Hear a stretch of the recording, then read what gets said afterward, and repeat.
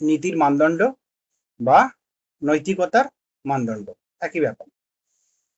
তো দেখো আমরা এর আগে আমরা নীতিবিদ্যা সম্পর্কে অনেক কিছু জেনেছি, নীতিবিদ্যা কি, নীতিবিদ্যার ব্রাঞ্চ জেনেছি আমরা, নীতিবিদ্যার অবজেক্ট, আমরা জাজমেন্ট, যে নৈতিক বিচারের বিষয়বস্তু কি, তাই তো। আর সাবজেক্ট অফ মোরাল জাজমেন্ট আমরা নিজেরা সেটা তো জানি, ওটা আলাদা করে আলোচনা করিনি বা সিলেবাসেও নেই। তো ব্যক্তি হচ্ছে সাবজেক্ট। তো যাই হোক, আমরা অবজেক্ট আলোচনা করেছি এবং মোরাল জাজমেন্টের প্রকৃতি, নেচার অফ মোরাল জাজমেন্ট, সেটাও আমরা আলোচনা করেছি। কেমন হবে নীতিবিদ্যার মানে নীতিবিদ্যার যে জাজমেন্ট বা তোমার মানদণ্ড, তার প্রকৃতিটা কেমন, সেটাও আমরা আলোচনা করেছি। সেটা হবে নৈতিক হবে, একটা আদর্শযুক্ত হবে, এসব আমরা আলোচনা করেছি। এবং এক্ষেত্রে অনেকগুলো বিষয় থাকবে, ব্যক্তির ভূমিকা থাকবে, হ্যাঁ, তার স্বাধীন ইচ্ছার ভূমিকা থাকবে, এবং যে জাজমেন্টটা হবে সেটা একটা ব্যক্তি, কোন একটা মানুষের সম্পর্কে হবে, বুদ্ধির বৃত্তি সম্পন্ন মানুষের সম্পর্কে হবে, তাই তো। বুদ্ধিবৃত্তি সম্পন্ন মানুষেরই কোনো ক্রিয়াকে জাজমেন্ট বা বিচার করা যায়, তাই তো, কোনো মানদণ্ডের ভিত্তিতে। তো যাই হোক, এরপর আমাদের আলোচ্য বিষয় আজকে নীতির বা নীতিবিদ্যার মানদণ্ড, স্ট্যান্ডার্ড অফ মোরালিটি। তো এই স্ট্যান্ডার্ড অফ মোরালিটি, নীতির মানদণ্ড, এটা কেন এতদিন পরে আমরা আলোচনা করছি না, এখানে আমরা ওই ইউটিলিটারিজম, হেডোনিজম, আর হচ্ছে তোমার আর একটা বিষয় আসবে, তোমার কি বলে, কর্তব্যবাদ, ডিওন্টোলজিক্যাল এথিক্স, যেটা আমরা পড়ালাম, এই এগুলো আসবে। ভার্চু এথিক্স আমাদের আলোচনার বিষয় নয় আলাদা, কিন্তু ভার্চু এথিক্স কি বলতে সেটা আমরা আলোচনা করবো। যাই হোক, ভার্চু এথিক্স আসবে। তো এখানে নীতিবিদ্যার মানদণ্ড বা নীতির মানদণ্ড বা নৈতিকতার মানদণ্ড বলতে আমরা কি বুঝি। তো নৈতিকতার মানদণ্ড বলতে আমরা সেই নীতিকে, সেই মূল নীতিকে বুঝি বা মূল সূত্রকে বুঝি, যার দ্বারা কি হয়, কোনো কার্য নৈতিক বা অনৈতিক হিসেবে বিবেচিত হতে পারে। একটা স্ট্যান্ডার্ড, একটা মানদণ্ড, একটা মূল নীতি, তাই তো। এটা একটা মূল নীতিকে আমরা বুঝবো, যে মূলনীতির সাহায্যে আমরা কি করব না, কোনো একটি কাজ, তাই তো, কোনো একটি ঘটনা, এটা নৈতিক হবে নাকি অনৈতিক হিসাবে গণ্য হবে, সেটা আমরা বিচার করব। আমরা এর আগে দেখো অনেক কিছু আলোচনা করেছি, যে নেচার অফ কি বলে মোরাল জাজমেন্ট, এটা আলোচনা করেছি, প্রকৃতি কেমন হবে, কিন্তু মানদণ্ড কেমন হবে, কি কি মানদণ্ডের সাহায্যে আমরা বিচার করে কোনটাকে নৈতিক এবং কোন ঘটনা বা কোন কার্য অনৈতিক, এই আলোচনা কিন্তু এর আগে আমরা করিনি, তাই তো। তো যাই হোক, নীতিবিদ্যার মানদণ্ডের মানে উদ্দেশ্য কি, যে আমরা কোন ভিত্তিতে বলি একটি কাজ ভালো, একটি কাজ মন্দ, একটি কাজ ন্যায়সঙ্গত, একটি কাজ উচিত, একটি কাজ অনুচিত, তাই তো। এইগুলো বিচার করব আমরা নীতির মানদণ্ডের সাহায্যে বা নীতিবিদ্যার মানদণ্ডের সাহায্যে। বোঝা গেল? তো দুটি প্রধান উপাদান থাকে নীতিবিদ্যার মানদণ্ডে, একটা কি মূল্যবোধের ভিত্তি, আর একটা কি নৈতিক আদর্শ। নৈতিক আদর্শের কথা আমরা আগে আলোচনা করেছি, তাই তো, যে নেচার অফ মোরাল জাজমেন্টের ক্ষেত্রে আমরা আলোচনা করেছি কি নৈতিক আদর্শের কথা, যে অবশ্যই এটা কি আদর্শমূলক, এই সিদ্ধান্তটা, যে মোরাল জাজমেন্টের ক্ষেত্রে সিদ্ধান্তটা কি হবে, সিদ্ধান্তটা অবশ্যই একটা নৈতিক আদর্শমূলক হবে। কিন্তু সাধারণ বিজ্ঞানের ক্ষেত্রে সেই সিদ্ধান্তটা কি হয়, এখানে নীতি নৈতিকতার কোনো প্রশ্ন থাকে না। আমাকে গিভেন যে ডাটা দেওয়া হয়, গিভেন যে তথ্য আমার কাছে থাকে, সেগুলোই কি হয়, তার মানে সেগুলো থেকে আমি যা পাই সেটাই সিদ্ধান্ত। এখানে নীতি নৈতিকতা আদর্শের ভিত্তিতে মূল্যায়নের কোনো ব্যাপার থাকে না। কিন্তু নীতিবিদ্যার আলোচনার ক্ষেত্রে আমার এখানে আদর্শটা খুব গুরুত্বপূর্ণ, নৈতিকতাটা খুব গুরুত্বপূর্ণ, তাই তো। তো একটা হচ্ছে নীতির বা নীতিবিদ্যার মানদণ্ডের দুটি প্রধান উপাদান থাকে, একটা হচ্ছে কি মূল্যবোধের ভিত্তি, আর একটা নৈতিক আদর্শ থাকে। মূল্যবোধের ভিত্তি কি, না কি বস্তু বা গুণ নীতিগতভাবে শ্রেষ্ঠ ও অনুসরণযোগ্য বলে বিবেচিত হবে, আর কি বস্তু বা গুণ নীতিগতভাবে শ্রেষ্ঠ নয় এবং অনুসরণযোগ্য নয়, এটা এটার একটা ভিত্তি স্থাপন হবে। এখানে পজিটিভটা দেওয়া হয়েছে শুধু। আর নৈতিক আদর্শ কি, কোন পন্থায় কর্ম এবং উদ্দেশ্য বিচার করা হবে।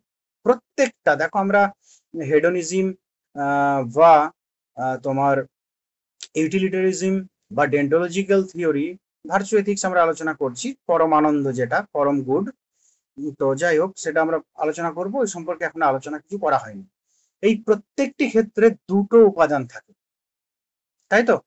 একটা কি না, কি বস্তু বা গুণ নীতিগতভাবে শ্রেষ্ঠ, তাই তো, অনুসরণযোগ্য বলে বিবেচিত হবে।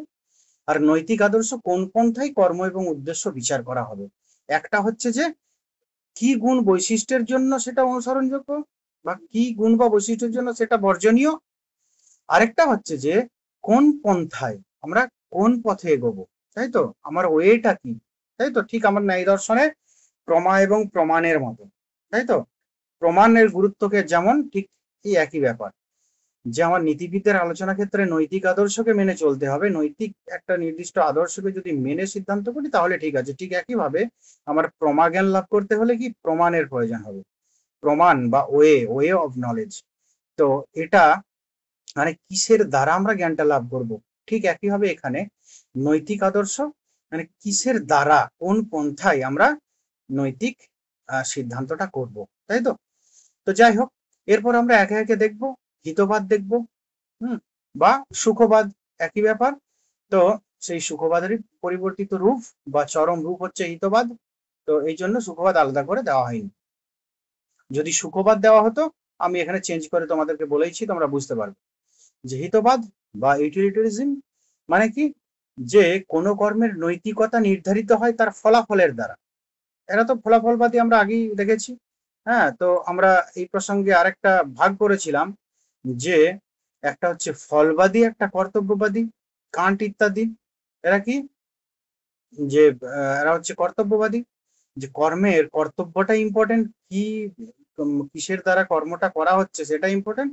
কিন্তু ফলাফলবাদীরা তারা কি বলছেন, ফলটা ইম্পর্টেন্ট, তাই তো। এবং ফলটা ইম্পর্টেন্ট মানে কি এই নয় যে, মানে এখানে ইম্পর্টেন্ট এই অর্থে যে আমরা অনেক ভালো পথ অবলম্বন করে অনেক কাজই করি, কিন্তু পরিশেষে আমাদের কোনো ভালো ফল দেয় না, তাহলে সেই কর্মটার কোনো মূল্য নেই। কর্মর মূল্য সেখানেই যেটার ফল হবে ভালো, তাই তো। তো আরেকটা কথা এরা বলবে, যে ভালো ফল যদি আমাদের কর্মের উৎপন্ন করতে হয়, তাহলে পথটাকে আমাকে ভালো পথই অবলম্বন করতে হবে। খারাপ পথ অবলম্বন করে ভালো ফল তো হতে পারে না। তো যাই হোক, তো এখানে কর্মটা ইম্পর্টেন্ট বা গুরুত্ব ওরা দিচ্ছে না, তার ইম্পর্টেন্স দিচ্ছে না। তারা দিচ্ছে কি, তারা সিদ্ধান্তের উপর, তার ফলাফলের উপর। তো যাই হোক, হিতবাদ অনুসারে, ইউটিলিটারিজম অনুসারে আমরা কি দেখেছি না, বৃহৎ সংখ্যক মানুষের বৃহৎ পরিমাণে সুখ। বৃহৎ সংখ্যক মানুষের বৃহৎ পরিমাণে সুখ মানে যেটা আমার সব থেকে বেশি মানুষের সুখ দেবে এবং সব থেকে বেশি পরিমাণে সুখ দেবে। আমাদের যদি অনেকগুলো কাজ হয়, যে এটা সব থেকে বেশি পরিমাণে মানুষের সুখ দিয়েছে, কিন্তু টোটাল সুখটা অতটা বেশি নয়, সেটাও গ্রহণীয় নয়। এখানে আমাদের গ্রহণ করতে হবে কোনটা না, বৃহৎ সংখ্যক মানুষের বৃহৎ পরিমাণের সুখ, তাই তো। তো এটা কি, হিতবাদ অনুসারে কোনো কর্মের নৈতিকতা নির্ধারিত হয় তার ফলাফলের দ্বারা। সেই কর্ম যত বেশি সংখ্যক মানুষের সর্বাধিক মঙ্গল সাধন করে, তাই ততই তা নৈতিক, তত বেশি তা নৈতিক। তো আমি যেটা বললাম সেটাই। তো এর প্রবক্তা কে, জেরেমি বেনথাম, জন স্টুয়ার্ট মিল। তো এই জন স্টুয়ার্ট মিল এবং জেরেমি বেনথামের মধ্যে আবার দুটো পার্থক্য আছে, সেটা মনে আছে নিশ্চয়ই মাথায়। যে একটা হচ্ছে যে অসংযত পরসুখবাদী, একটা সংযত পরসুখবাদী। অসংযত পরসুখবাদী বেনথাম, জন স্টুয়ার্ট মিল হচ্ছে সংযত পরসুখবাদী। তো বেনথাম বৃহৎ সংখ্যক মানুষের বৃহৎ পরিমাণ সুখ, এই কথাটা কিন্তু বলেননি। তিনি বলছেন বৃহৎ সংখ্যক মানুষের সুখ, তাই তো। তিনি আরেকটা কি বলেছেন, সুখকে ওজন করো, দুঃখকে ওজন করো, ভাল্লা ভারী হবে সেটাকে গ্রহণ করো। কিন্তু বৃহৎ সংখ্যক মানুষের বৃহৎ পরিমাণ সুখ, এই কথাটা তিনি বলেননি। তিনি বলেছেন কি মানে সব থেকে বেশি বেশি মানুষের সুখ, এইটা বলেছেন। কিন্তু বৃহৎ সংখ্যক মানুষের বৃহৎ পরিমাণ সুখ, এই কথাটা মিল বলেছেন পরবর্তী ক্ষেত্রে গিয়ে। তো আরো কিছু ক্রাইটেরিয়া তিনি অ্যাড করেছেন, আমরা দেখেছি। তো মূল সূত্র কি? The greatest happiness of the greatest number, তাই তো? এটাই যে বৃহৎ সংখ্যক মানুষের বা সর্বাধিক মানুষের সর্বাধিক পরিমাণ সুখ, তাই তো? তো দেখো, একটা হচ্ছে কি মূল্যবোধের ভিত্তি এখানে আছে, কি গুণ নীতিগতভাবে শ্রেষ্ঠ এবং অনুসরণযোগ্য বলে বিবেচিত হবে।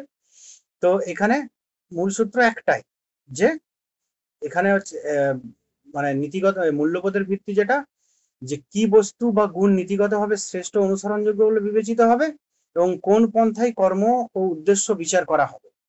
প্রথম মূল্যবোধের ভিত্তি কোনটা, মূল সূত্র কোনটা? The greatest happiness of the greatest number. আর দ্বিতীয়ত নৈতিক আদর্শ, এখানে নৈতিক আদর্শ কোনটা? এরা হচ্ছে ফলাফল, তাই তো? এরা কর্ম নয়, বোঝা গেল? এই ফলাফল। তাহলে দুটো জিনিস এখানে আমরা দেখতে পেলাম। আমরা দেখেছিলাম কি, যে নীতিবিদ্যার বা নৈতিকতার মানদণ্ড সম্পর্কে, মানদণ্ডে দুটি উপাদান থাকে, একটা মূল্যবোধের ভিত্তি, আর একটা নৈতিক আদর্শ। এটা সবাই এক একটা নৈতিক আদর্শকে মেনে চলে। কারা ফলাফলকে মেনে চলে, কারা কর্মকে মেনে চলে। তো the greatest happiness of the greatest number, এটা হচ্ছে তাদের মূল সূত্র, তাই তো? এই অনুযায়ী বস্তু নীতিগতভাবে শ্রেষ্ঠ এবং অনুসরণযোগ্য বলে বিবেচিত হবে। আরেকটা কি, কোন পন্থায় কর্ম এবং উদ্দেশ্য বিচার হবে, যে এই the greatest happiness of the greatest number, এই পন্থা। তো যাই হোক, হিতবাদ হলো। এরপর কি কর্তব্যবাদ, এটা হিডনিজমের ক্ষেত্রে হলে কি না, সুখই মানুষের প্রধান কাম্য, এরাও ফলাফলবাদী, ফলের দ্বারা। আর নীতিগত আদর্শ কি, হ্যাপিনেস ইজ দ্য আলটিমেট, তাই তো? তো সুখই হচ্ছে চরম কিছু। তো যাই হোক, কর্তব্যবাদ। এরপর দেখো, তোমরা দেখতে পাচ্ছ নিশ্চয়ই স্ক্রিনে। তো কর্তব্যবাদ, ডিওন্টোলজিক্যাল এথিক্স। কর্তব্যবাদে আমরা কি দেখেছি না, ব্যক্তি কোন পথটা অনুসরণ করবে, তাই তো? এখানে কর্তব্যবাদ শুধু দেওয়া হয়েছে ঠিক কথায়, অ্যাকচুয়ালি এর চরমটাই ধরতে হবে, যেটা আলটিমেট পরিণতি সেটাই ধরতে হবে। অ্যাক্ট এবং রুল আছে, এখানে রুলটা বেশি ইম্পর্টেন্ট। তো যাই হোক, এই মত অনুযায়ী কি নৈতিকতার মানদণ্ড কর্মের নিজস্ব গুণে নিহিত, ফলাফলে নয়। দেখো, আগেরটা দেখেছিলাম কিসে, ফলাফলে, এটা হচ্ছে না, কর্মের নিজস্ব গুণে, তাই তো? এরপর যখন নিজস্ব গুণে নিজ গুণের কথা হবে তখন সেটা অ্যাক্ট, আর যখন সার্বিক একটা সর্বজনীন নিয়মের কথা বলা হবে, সর্বজনীন গুণের কথা বলা হবে, তখন সেটা হবে কি, রুল ডিওন্টোলজিক্যাল থিওরি বা রুল ডিওন্টোলজিক্যাল এথিক্স, যে নিয়ম কর্তব্যবাদ। তো যাই হোক, এখানে প্রত্যেকটা যে কোনো মতবাদের আলটিমেটটাই ধরতে হবে যখন ইন জেনারেল বলা হয়, ওটাই হচ্ছে একেবারে সিদ্ধান্ত ওই সিস্টেমের, ওই কি বলবো, সম্প্রদায়ের। তো এই অনুযায়ী যে এখানে কি ডিওন্টোলজিক্যালে বলা হয়েছে প্রধান প্রবক্তা ইমানুয়েল কান্ট, ডাব্লিউ.ডি. রস, পিচার এসব আছেন, কিন্তু আমাদের ইমানুয়েল কান্ট, তিনি কি এটার পরিণতি দান করেছে। এই দিক থেকেও দেখো, এটা আলটিমেট যে ইমানুয়েল কান্টের পর এই বিষয়ে তার উপরে কিছু কেউ দাদাগিরি করতে পারেন, তিনি যেটা বেঁধে দিয়ে গেছেন সেটাই অন্তিম, সেটাই লাস্ট। তো মূল সূত্র কি, যে act only on that maxim whereby you can at the same time will that it should become a universal law. আমাদের সেরকম ভাবেই কর্তব্য করা উচিত, যে যেটাকে you can at the same time, যেটাকে একই সময়ে will that it should become a universal law, যেটাকে একটা সার্বিক নিয়ম হিসাবে পরিচালিত করা যেতে পারে বা একটা সার্বিক নিয়ম হিসাবে গ্রহণ করা যেতে পারে, তাই তো? এমন ভাবে কর্ম করা উচিত যেটা শুধু ব্যক্তিক নয়, তাই তো? অবশ্যই কর্ম নিজ গুণে সেটা মহান, নিজ গুণে সেটা ভালো, কিন্তু নিজ গুণ থেকে রুল ডিওন্টোলজিতে কান্ট কিভাবে গেছেন না, নিজ গুণ থেকে একটা সার্বিক গুণ, তাই তো? যেটা সার্বিক ইচ্ছাতে পরিচালিত হবে। তো সেটাই আমাদের কাছে ইম্পর্টেন্ট, কেননা একজনের মানে নিজস্ব কর্ম তার নিজস্ব গুণে, ঠিক আছে, নিজ গুণে, কিন্তু সেটা ব্যক্তির একার গুণে নয়, সেটা একটা সার্বিক ভাবে যদি ইউটিলাইজ করা যায় তবেই সেটা ইম্পর্টেন্ট, তাই তো? তো কেননা সেক্ষেত্রে আমরা বাধা বিঘ্ন দেখেছিলাম আগের ক্লাসে। কর্তব্যবাদ কি বলে না, ধরো এটা কেন বলা হয়েছে যে act only on that maxim, যে এমন হবে কোনো একটা ম্যাক্সিম মানে কি, যেটা মানে পার্টিকুলার ল, তাই তো, যেটা সার্বিক ইউনিভার্সাল ল নয়, তাই তো। পার্টিকুলার লকে ম্যাক্সিম বলা হয়, ইউনিভার্সাল লকে ল বলা হয়। তো যাই হোক, act only on that maxim, যে এমন ভাবে কোনো একটা ম্যাক্সিমকে পরিচালনা করতে হবে, whereby you can at the same time, যেখানে তুমি একই সময়ে will that it should become a universal law, যে একই সময়ে যেটাকে একটা সার্বিক নিয়ম হিসেবে পরিচালন বা পরিচালিত করা যেতে পারে বা করা যায়, তাই তো। তো তাহলে দেখো, এখানেও দুটো জিনিস বর্তমান, একটা হচ্ছে কি মানদণ্ড আছে, এটা কি, এটা হচ্ছে ফলাফল, তাই তো। আরেকটা কি, একটা সূত্র আছে সার্বিক, তাই তো। সেটা কি, যে এই act only on that Maxim, যেমন ভাবে কর্ম করো যাতে সেটাকে সার্বিকভাবে পরিচালিত করা যায়, সার্বিকভাবে ইউজ করা যায়, সার্বিকভাবে প্রযোজ্য করা যায়, প্রয়োগ করা যায়, তাই তো। এরপর গুণ নৈতিকতা, ভার্চু এথিক্স।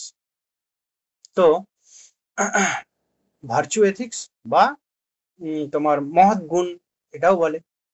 তো তো এই যে ভার্চু এথিক্স, এটা হচ্ছে অ্যাকচুয়ালি অ্যারিস্টটলের পরম কল্যাণ, মহৎ গুণ, এরকম বিভিন্ন দিয়ে, বা পরম আনন্দ, এরকম অনেক কিছু দিয়ে এর বাংলা করা হয়। তো যাই হোক, তো এই যে ভার্চু এথিক্স, এটা অনুযায়ী কি, নৈতিকতার মানদণ্ড হলো ব্যক্তির চরিত্র ও গুণাবলী। দেখো আগের গুলো হচ্ছে কর্ম, তারপরে ফল, এরকম দেখলাম। এখানে কিন্তু কি, এখানে হচ্ছে চরিত্র এবং গুণাবলীটা ইম্পর্টেন্ট, তাই তো। একটি কর্ম নৈতিক হবে তখনই যখন যে একটি গুণবান গুণবান ব্যক্তি করতেন বা করবেন, হুম, বা করেন, তাই তো। করেনটাই ভালো হবে, এটা একটু চেঞ্জ করে, যদি তা একটি গুণবান, ও এটা পিডিএফ আছে, ঠিক আছে, গুণবান ব্যক্তি করেন, তবেই সেটা কি হবে, তবেই সেটা হবে তোমার গুণনৈতিকতা। দাঁড়াও একটু, 1 মিনিট, আমি ওয়ার্ডটা নিয়ে নিই তাহলে একটু সুবিধা হবে।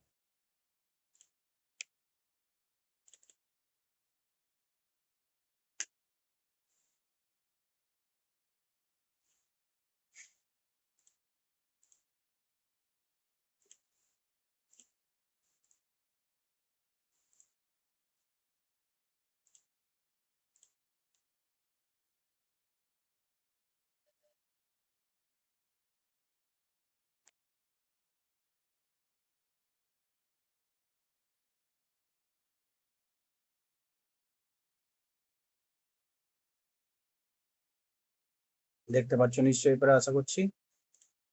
তো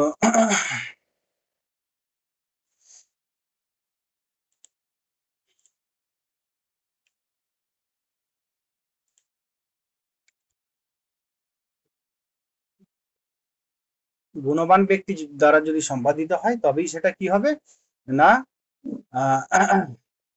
নৈতিক হবে। এটা ভার্চু এথিক্সের তোমার মূলনীতি, মূলনীতি বলছে, এটা হচ্ছে যে তোমার সার্বিক একটা মানে হচ্ছে মানদণ্ড আর কি। আর একটা মূলনীতি, যেটা মূল সূত্র, সেটা হচ্ছে ethics is not only what we do, নীতিবিদ্যা হলো আহ, এটা নয় যেটা শুধুমাত্র আমরা করি সেটাই নয়, বাট হু উই আর, তাই তো, আমরা কে, সেটাই এখানে ইম্পর্টেন্ট। দেখো এটার সম্পর্কে একটু আলোচনা করি। অ্যারিস্টটল এর প্রবক্তা, যে মহৎ গুণ, চরম গুণ, চরম আদর্শ, চরম আনন্দ, এই সকল অনেক কিছু বাংলা প্রয়োগ করা হয়েছে ভার্চু এথিক্সে। তো চরম সবকিছু হচ্ছে চরম, আলটিমেট।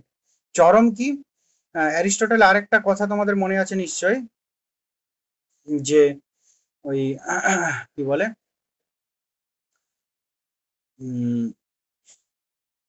ওটা এক্সাক্ট আমিও দাঁড়াও মনে করতে পারি কিনা, যে তার মধ্যে দাঁড়াও এটা বলি, তারপর ওটা যদি মনে পড়ে যায় ওটা বলবো। যে তার মতে যে ব্যক্তির ব্যবহারিক মানে চরিত্র, ব্যক্তির চরিত্র এবং গুণাবলী ইম্পর্টেন্ট, এবং তার মতে কি, তার মতে আলটিমেটই হচ্ছে যে ব্যক্তির চরিত্র, চরিত্রটা ইম্পর্টেন্ট, যে একজন চরিত্রবান মানুষ এই সমাজে প্রয়োজন। দুশ্চরিত্র বা চরিত্রহীন মানুষের সমাজে কোনো প্রয়োজন নেই। এবং এটাও বলেছেন যে সমাজের সকল কিছু মঙ্গলের জন্য একজন সুচরিত্র মানুষ মানুষই সক্ষম। দুশ্চরিত্র মানুষ সক্ষম নয়। কেন না, তার আলটিমেট তিনি ভেতর থেকেই মানে তিনি গুণহীন, গুণযুক্ত নয়, তাই তো? তাহলে তিনি সমাজের কি করে মঙ্গল করবেন?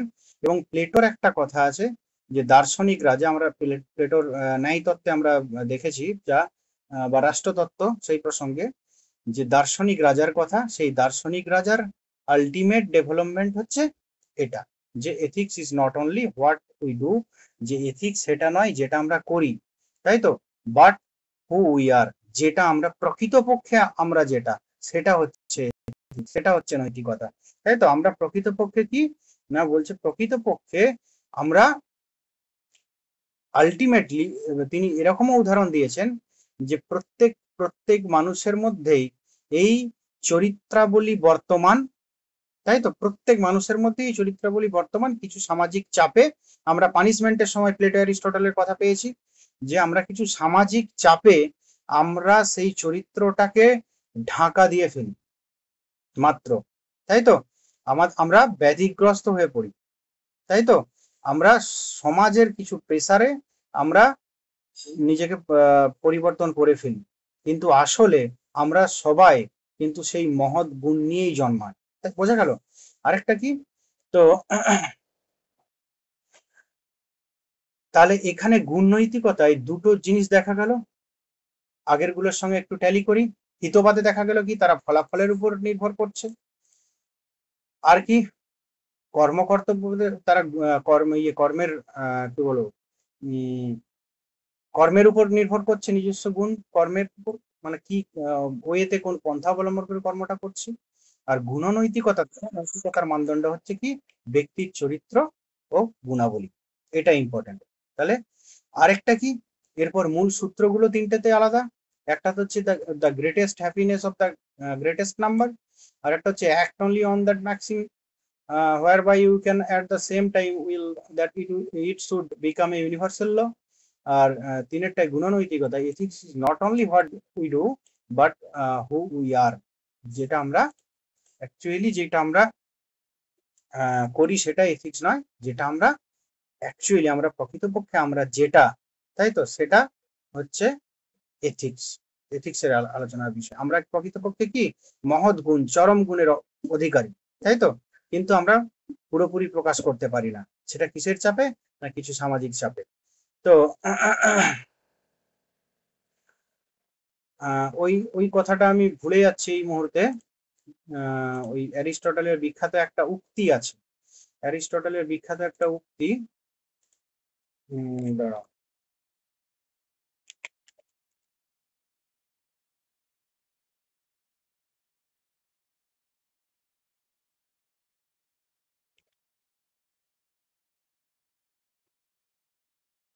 এক্সাক্ট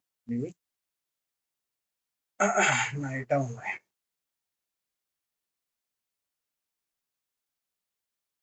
জাস্টিস এটাও নয়, একটু দেখে নিন, মনটা খুব করছে, ওটা ভুলে গেল।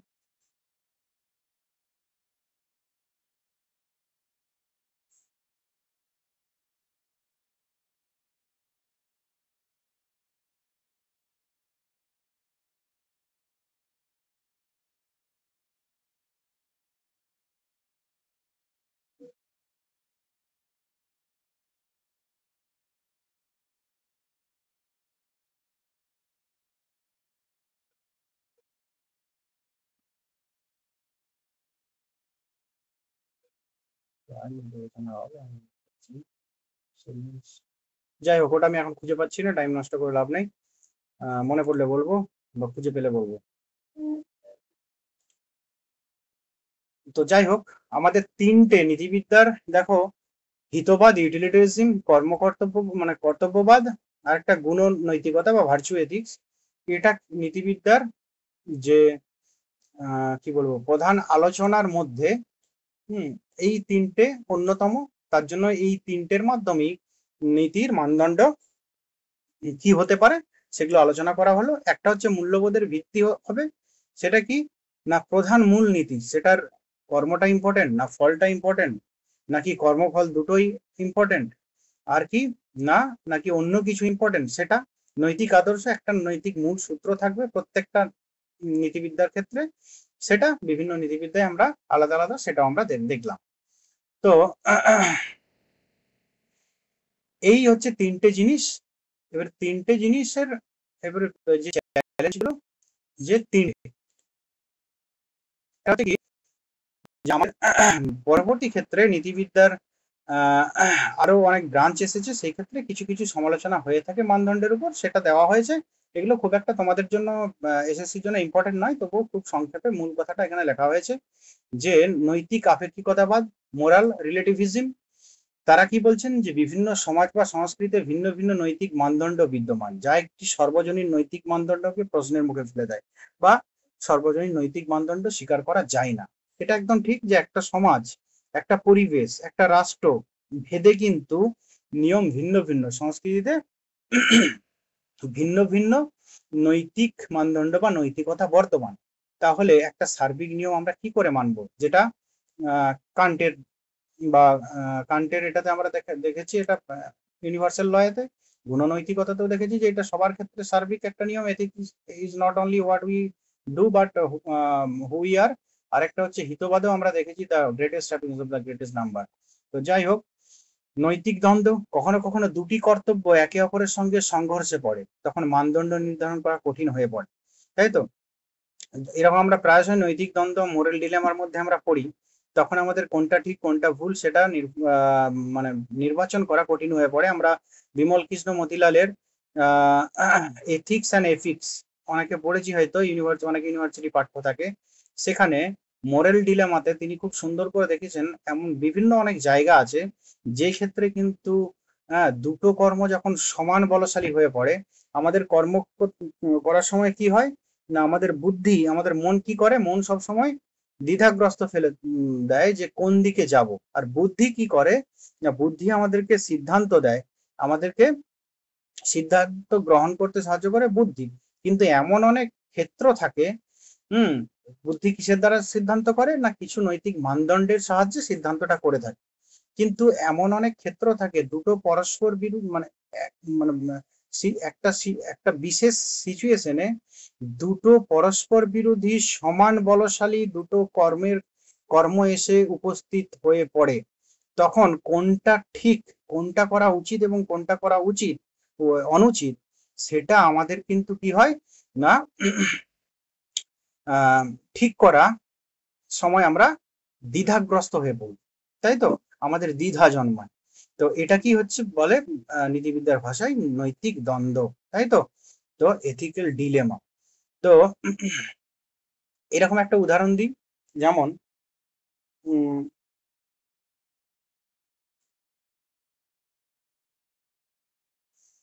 কুরুক্ষেত্রের যুদ্ধে শ্রীকৃষ্ণ যখন অর্জুন যখন শ্রীকৃষ্ণকে বলেন যে আমাকে একটু উভয় দলের সামনে নিয়ে যান, যে আমাকে দেখতে হবে কাদের সঙ্গে আমাকে যুদ্ধ করতে হবে। গীতা অ্যাকচুয়ালি যে মহাভারতের একটা পার্ট, শান্তি পর্বের অন্তর্ভুক্ত একটা পার্ট। তো এই গীতার মূল বিষয়টা হচ্ছে কি না, কুরুক্ষেত্রে যুদ্ধ হয়েছিল কৌরব এবং পাণ্ডবদের মধ্যে। পাণ্ডুর পঞ্চপুত্র, কুন্তির 3 জন, মাদ্রির 2 জন, আর তাদের সাঙ্গপাঙ্গ, এবং তার অপোজিটে হচ্ছে আমার কৌরব পক্ষ মানে হচ্ছে ধৃতরাষ্ট্রের পুত্রগণ, দুর্যোধন সেখানে লিডার। তো যাই হোক, কৌরব এবং পাণ্ডব আসলে তারা একই বংশের দুটো দল, মানে আমাদের কাকা জেঠা, ধরো জেঠার একটা দল আর কাকার একটা দল যদি যুদ্ধ করে কেমন হবে, ঠিক সেরকম মহাভারতটা হয়েছিল সেরকম। কিসের জন্য? ধর্মের জন্য যুদ্ধ। তো লাস্ট পর্যায়ে অর্জুন মানে ভীতিগ্রস্ত হয়ে পড়েছেন এবং তখনও ঠিক করতে পারছেন না যুদ্ধ করবেন কি করবেন না। যে কেননা যুদ্ধ যাদের সঙ্গে করতে হবে তারা সবাই তার আত্মীয় বন্ধু বান্ধব। তার শিক্ষাগুরু আছেন অপোজিটে। হুম তার অস্ত্রগুরু, মানে শিক্ষাগুরু অস্ত্রগুরু একই ব্যাপার। তো এরকম পরিস্থিতিতে অর্জুন শ্রীকৃষ্ণকে বললেন, আমাকে উভয় সেনাদলের সামনে নিয়ে চলুন, আমি একবার দেখে নিতে চাই কাদের সঙ্গে যুদ্ধ করব। কিন্তু দেখে যখন যখন দেখছেন হঠাৎ করে, মানে এর আগে অর্জুন জানতেন যে কাদের সঙ্গে যুদ্ধ করতে হবে, কিন্তু মন মানছে না যুদ্ধ করতে। সেই জন্য অর্জুন আরেকবার দেখলেন যে দেখি আরেকবার গিয়ে যদি মন ঠিকঠাক সায় দেয় তাহলে আমি যুদ্ধ করব। অর্জুনের কথা মতো শ্রীকৃষ্ণ কিন্তু রথটা উভয় সেনা দলের মাঝখানে নিয়ে গেল। অর্জুন যখন দেখলেন সামনে দাঁড়িয়ে আছে তার ভাই, ভাইয়েরা, তার আত্মীয়রা, তার বন্ধু বান্ধব, তার গুরু, তার পিতামহ ভীষ্ম, এরকম অবস্থায় অর্জুন সিদ্ধান্ত করলেন যে আমি যুদ্ধ করব না, যাই হোক আমার ভিক্ষা করে জীবিকা নির্বাহ হোক। আমাদের পাঁচজনকে 5টা গ্রাম দিয়ে দিক, বা তাও যদি না দেয় আমরা ভিক্ষা করে জীবিকা নির্বাহ করব, কিন্তু এই যুদ্ধ করব না, কেননা আমাকে মারতে হবে নিজেদের লোককে। এরকম অবস্থায় এরকম অবস্থায় কি হলো না, অর্জুন অর্জুন কি হলো, দ্বিধাগ্রস্ত হয়ে পড়ে, মোরাল ডিলেমায়। এবং কিসে আরো যখন শ্রীকৃষ্ণ বলছেন, তাকে যুক্তি দিচ্ছেন বিভিন্ন ভাবে, এবং শ্রীকৃষ্ণ দেখছেন যে যদি যুদ্ধ না করে অর্জুন, তাহলে কি হবে, ধর্মের বিজয় কখনো হবে না, ধর্ম প্রতিষ্ঠা কখনোই সম্ভব নয়। এই যে অধর্ম চলে এসেছে তার নাশ কখনো, বিনাশ কখনো হবে না। আর ভবিষ্যতে অর্জুনের এখন যারা সুনাম করে তারা সুনাম করবে না, মানে করতো না। তারা কি বলছেন যে ভবিষ্যতে বদনাম করবে। তো এরকম একটা পরিস্থিতিতে অর্জুন কি করলেন, গান্ডীব পরিত্যাগ, গান্ডীব মানে তার যে বিশেষ ধনুক, ধনুকের নাম ছিল গান্ডীব, গান্ডীব পরিত্যাগ করে রথের মধ্যে বসে পড়ল। তাই তো এখানে একটা ডিলেমা আছে। আর একটু বলি, এরপর এরকম অবস্থাতে তোমার কি বলে, ধর্মরাজ যুধিষ্ঠির, মানে ওদের বড় ভাই, তিনি তখন ভৎসনা করলেন অর্জুনকে। তাই তো। আর অর্জুনের আগের প্রতিজ্ঞা ছিল, যদি আমাকে গান্ডীব সম্পর্কে কেউ ভৎসনা করে তাকে আগে মারতে হবে, সেই প্রতিজ্ঞা ছিল। আবার তাহলে এই অবস্থায় কি হলো, অর্জুনের গান্ডীব নিয়ে ভৎসনা করলেন কে, যুধিষ্ঠির, তারই বড় বড় ভাই। তাহলে এই মুহূর্তে যদি সে তার বড় ভাইকে হত্যা করে, সেটা একটা মহৎ পাপ হবে। আবার কি হবে, একদিকে যদি না করে তাহলে গান্ডীবের অপমান হবে, তার যে প্রতিজ্ঞা সেটা রক্ষা হবে না।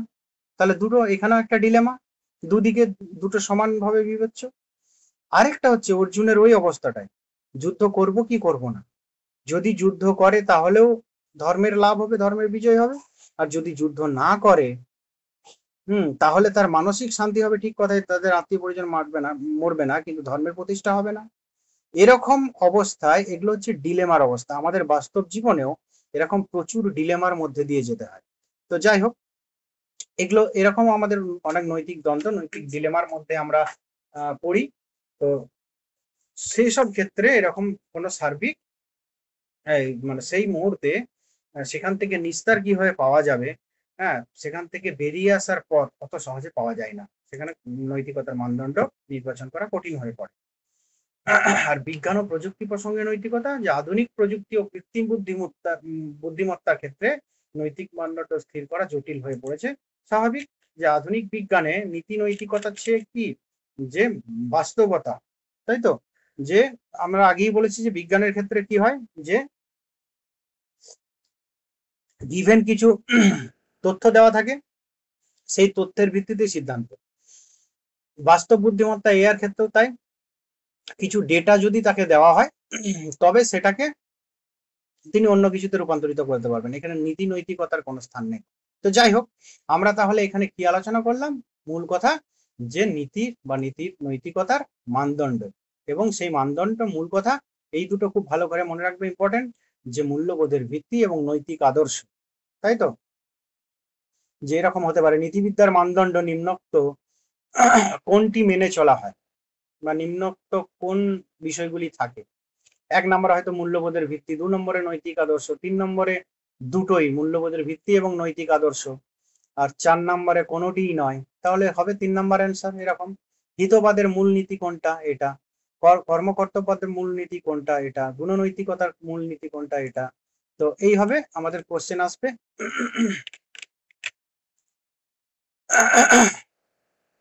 কাদের মতে ফলটা ইম্পর্টেন্ট, কাদের মতে কর্মটা ইম্পর্টেন্ট, কাদের মতে ব্যক্তির চরিত্রটা ইম্পর্টেন্ট, এইসবগুলো আমাদের আসবে। তো যাই হোক, 2-1টা প্রশ্ন আমরা আলোচনা করি, তারপরে আমরা লাস্ট যে চ্যাপ্টার আজকে প্র্যাকটিক্যাল ওটা আলোচনা করব। ঠিক আছে? এখানে বেশিরভাগটাই তোমরা পারবে, কেননা এর আগে এগুলো হয়ে গেছে, এগুলোর আলোচনাও মানে অন্যভাবে হয়েছে, শুধু এখানে ওই ভার্চুয়াল এথিক্সটার আলোচনাটা হবে।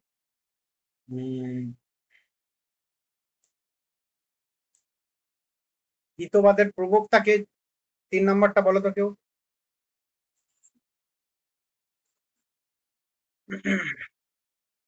ভালো করে বোঝো,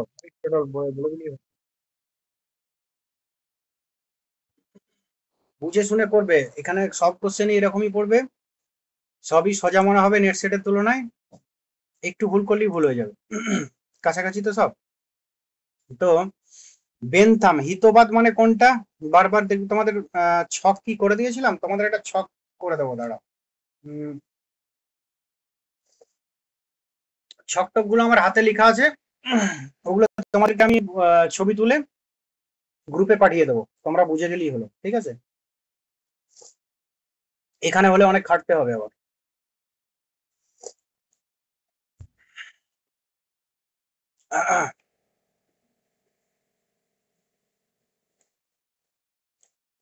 চার একটা বলো।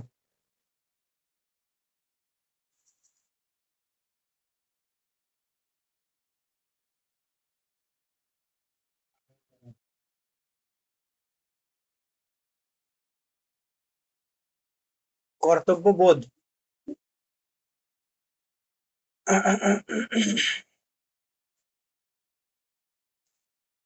গুণাবলী তো হবে না, গুণাবলী, ফলাফল, কর্তব্যবোধ, ব্যক্তির পছন্দ, তাই তো? এটাই হবে। এটা যদি আবার সার্বিক গুণাবলী হয়ে যেত, এটা তখন একটু গোলমাল ছিল। এটা কর্তব্যবোধ। আর একটা হলো, হ্যাঁ এইটা খুব ভালো প্রশ্ন, 6-টা বলো তো।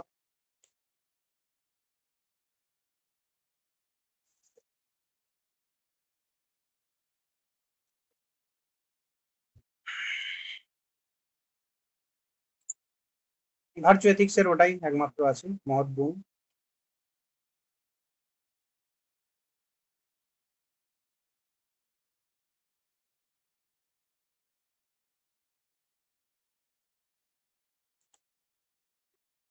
এইটা বলো তো। সমালোচনাগুলো 3টে বললাম, একটা বিজ্ঞানের ক্ষেত্রে, আর একটা হচ্ছে যে ডিলেমা।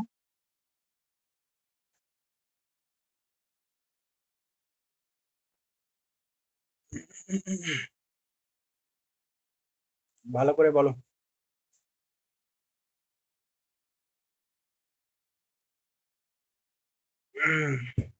আর কেউ?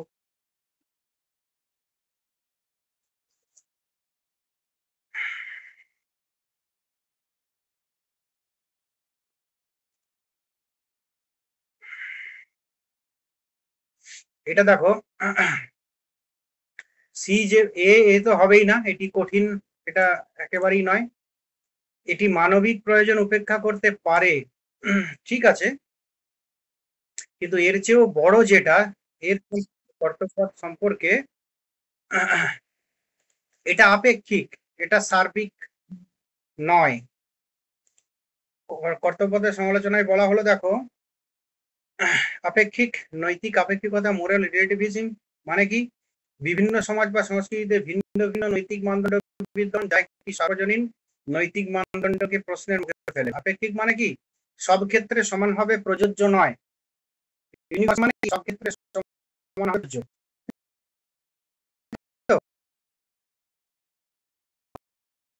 মানে কি আপেক্ষিক। তো এটা সার্বিক নয়। এরপর দেখ, বোঝা গেল তো?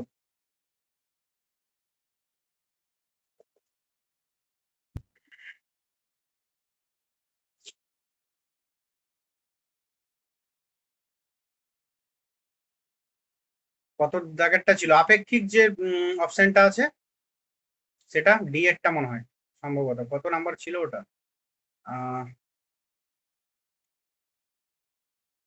এই যে ডি, এই যে এটা আপেক্ষিক।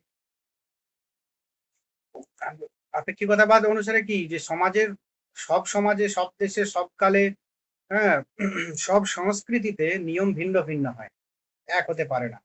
তাই তো কর্তব্যবাদে কি বলা হয়েছে, যে একটা নৈতিক সার্বিক নিয়ম অনুসারে চলতে হবে। এটা সবার ক্ষেত্রে প্রযোজ্য হবে, কিন্তু সবার ক্ষেত্রে প্রযোজ্য হবে এরকম নৈতিক নিয়ম নির্ধারণ করা খুব কঠিন, কথাবাদীরা বলছেন।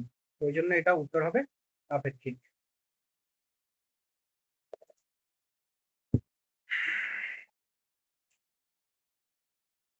এটা বলো তো, মোরাল ডিলেমা 14টা।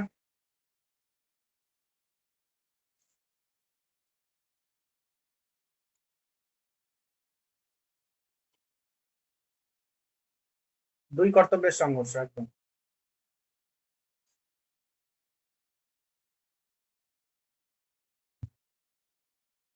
এটা যদি নৈতিক সংকট দিয়ে দিত, আর এটাকে অন্য দিত, তাহলে হতো নৈতিক সংকট। নৈতিক সংকটেরই একই অর্থ হচ্ছে দুই কর্তব্যের সংঘর্ষ, কোনটা করব কোনটা আমি ছাড়বো, এই অবস্থাটা।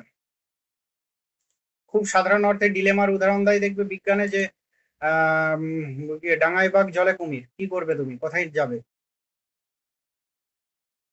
ঠিক নৈতিকতার ক্ষেত্রে যখন এরকম অবস্থা হয়, তখন সেটাকে বলা হয় মোরাল ডিলেমা।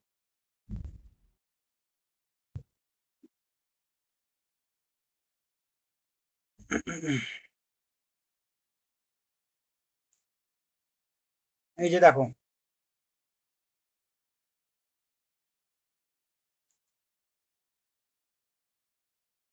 তুমি সেটা বলো। আর কেউ?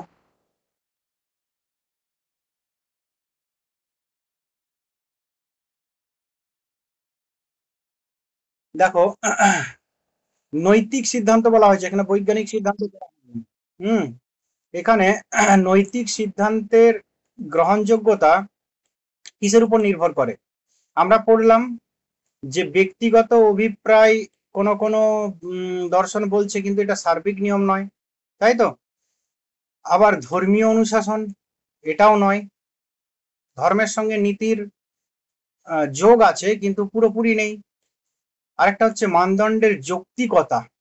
দেখো, এখানে আমি একটা নৈতিক একটা কথাবার্তা পাচ্ছি এতক্ষণ, মানদণ্ডের যৌক্তিকতা, সবকিছু বাদ দিয়ে এখানে যৌক্তিক ব্যাপারটা আসছে, এবং গ্রহণযোগ্যতা, দুটোই, দুটোর উপর নির্ভর করবে নৈতিক সিদ্ধান্ত। একটা হচ্ছে মানদণ্ডের যৌক্তিকতা ও গ্রহণযোগ্যতা। সামাজিক গ্রহণযোগ্যতার উপর নৈতিকতার নৈতিক সিদ্ধান্ত নির্ভর করে না। সামাজিকভাবে গ্রহণযোগ্য হবে কি হবে না, সেটা খুব বড় ইম্পর্টেন্ট নয় এখানে। এখানে হচ্ছে যে তার নিজের স্বমানদণ্ডের যৌক্তিকতা এবং গ্রহণযোগ্যতা, দুটো। যাই হোক, তাহলে আমাদের এটা হলো। এরপরে আমাদের লাস্ট টপিক, আজকে একটু দেরি হলেও হতে পারে, সবাই থেকো তাহলে। আমারও একটা নিস্তার, যে একটা পার্ট আমার কমপ্লিট হলো। নীতিবিদ্যার পার্টটা খুবই ছোট, নীতিবিদ্যা মনোবিদ্যার পার্টটা একটু বড়। এরপর আমরা মনোবিদ্যা ধরবো। ইন্ডিয়ানটা এখন ধরবো না, কেননা হচ্ছে আমি পরের সপ্তাহ থেকে ধরবো। ইন্ডিয়ান তো সবাই জানো, ওয়েস্টার্নও সবাই জানো। জানাগুলো, যেগুলো মোটামুটি চর্চায় থাকো, সেগুলো একটু পরে পড়াবো। এটাকে বাদ দিলাম।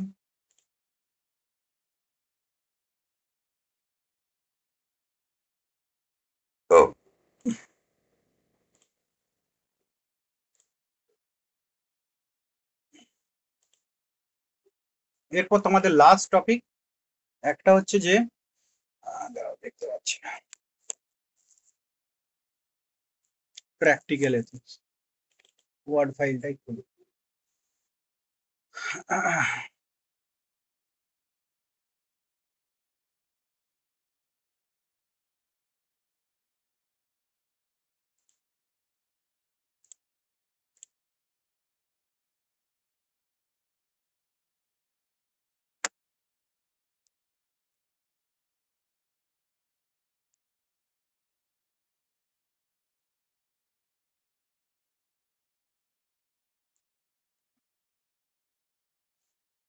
দেখতে পাচ্ছ আশা করি। যে দেখো, প্র্যাকটিক্যাল এথিক্স বা এই প্রসঙ্গে বলি, যেখানে তোমাদের সিলেবাসটা যেটা, এই হচ্ছে তোমাদের এসএসসি সিলেবাস। তো এটা যে এখানে concept of practical ethics, environmental ethics, killing animal আর ইউথেনেসিয়া, এই কটা জিনিস। প্র্যাকটিক্যাল এথিক্স এর কনসেপ্টটা দেবো, তারপর এনভায়রনমেন্টাল এথিক্সে যাব, killing animal, Peter singer, euthanasia. তো ব্যবহারিক নীতিবিদ্যা আমরা তো এর আগে মূল বিষয়টা জেনেছি। তো আমরা ওই বিষয়ে তাহলে আমরা নীতিবিদ্যার কি কি ভাগ জেনেছিলাম বলো দেখি কেউ। তৃষা বলো, সামনে আছো। নীতিবিদ্যাকে কয় ভাগে ভাগ করতে পারি?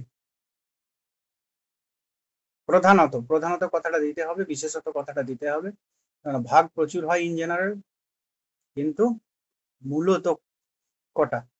বলো বলো, উত্তর দাও। নর্মাল, সিম্পল, তিনটে ভাগে বলো, কি কি বলো।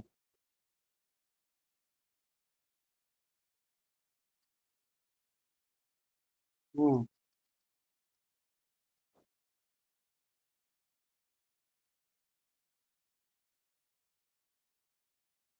হুম, খুব ভালো। এরপর বলো যে মেটা এথিক সম্পর্কে বলবে, কে বলবে এখানে, কে কে আছো? দাঁড়াও, এখানে দেখতে হবে। আরিয়া আছে, প্রকাশ আছে। প্রকাশ বলো তো, অধিনীতিবিদ্যা।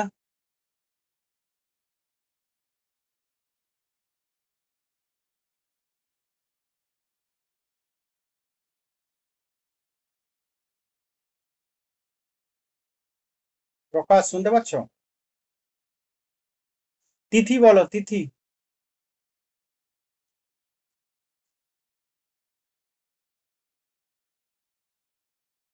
হ্যাঁ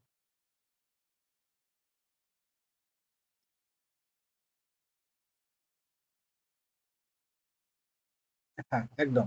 যে নীতিবিদ্যায় ব্যবহৃত পরিভাষা সম্পর্কে যখন আলোচনা করা হয়, তখন সেটাকে অধিনীতিবিদ্যা বলা হয়, শুধুমাত্র ওই পরিভাষাগুলো সম্পর্কে।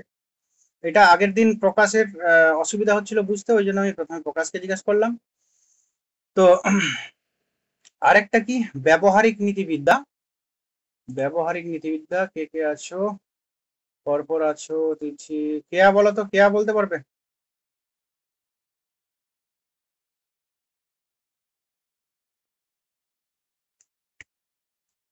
কেয়া, শুনতে পাচ্ছ?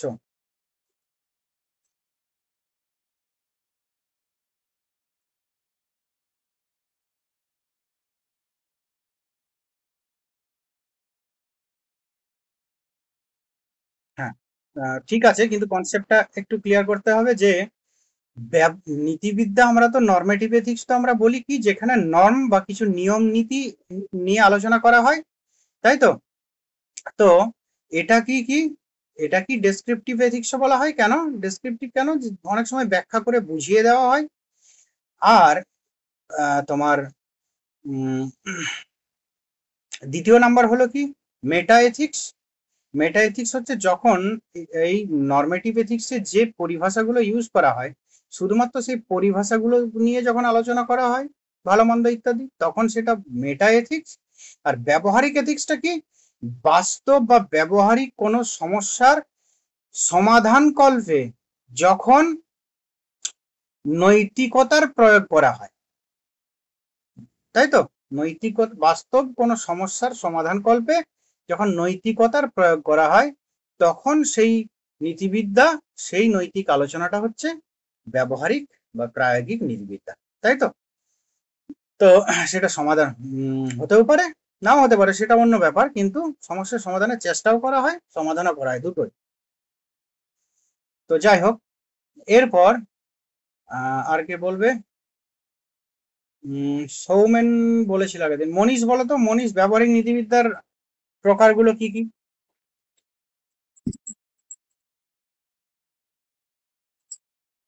ব্যবহারিক নীতিবিদ্যার প্রকার বা কোন কোন নীতিবিদ্যাগুলোকে আমরা ব্যবহারিক নীতিবিদ্যার অন্তর্ভুক্ত করতে পারি বা প্রায়োগিক নীতিবিদ্যার অন্তর্ভুক্ত করতে পারি?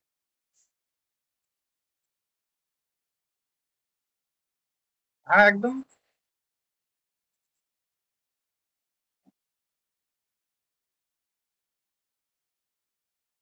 অনেক কিছুই আছে, শুধু মেডিকেল নয়। মেডিকেল এথিক্স, হুম, এনভায়রনমেন্টাল এথিক্স আছে, অ্যানিমাল এথিক্স তার মধ্যে আছে। তো এরকম অনেক এথিক্স আছে যেগুলো বাস্তব সমস্যার, মানে বাস্তব জীবনের, তাই তো? এগুলোতেই তো আমাদের সমস্যার সৃষ্টি করে, ভালো যেমন করে সমস্যাও করে, তাই তো? মেডিকেল, ডাক্তার বিভাগ, ডাক্তারি বিভাগ আমাদের যেমন ভালো করে সেরকম প্রচুর সমস্যা করে।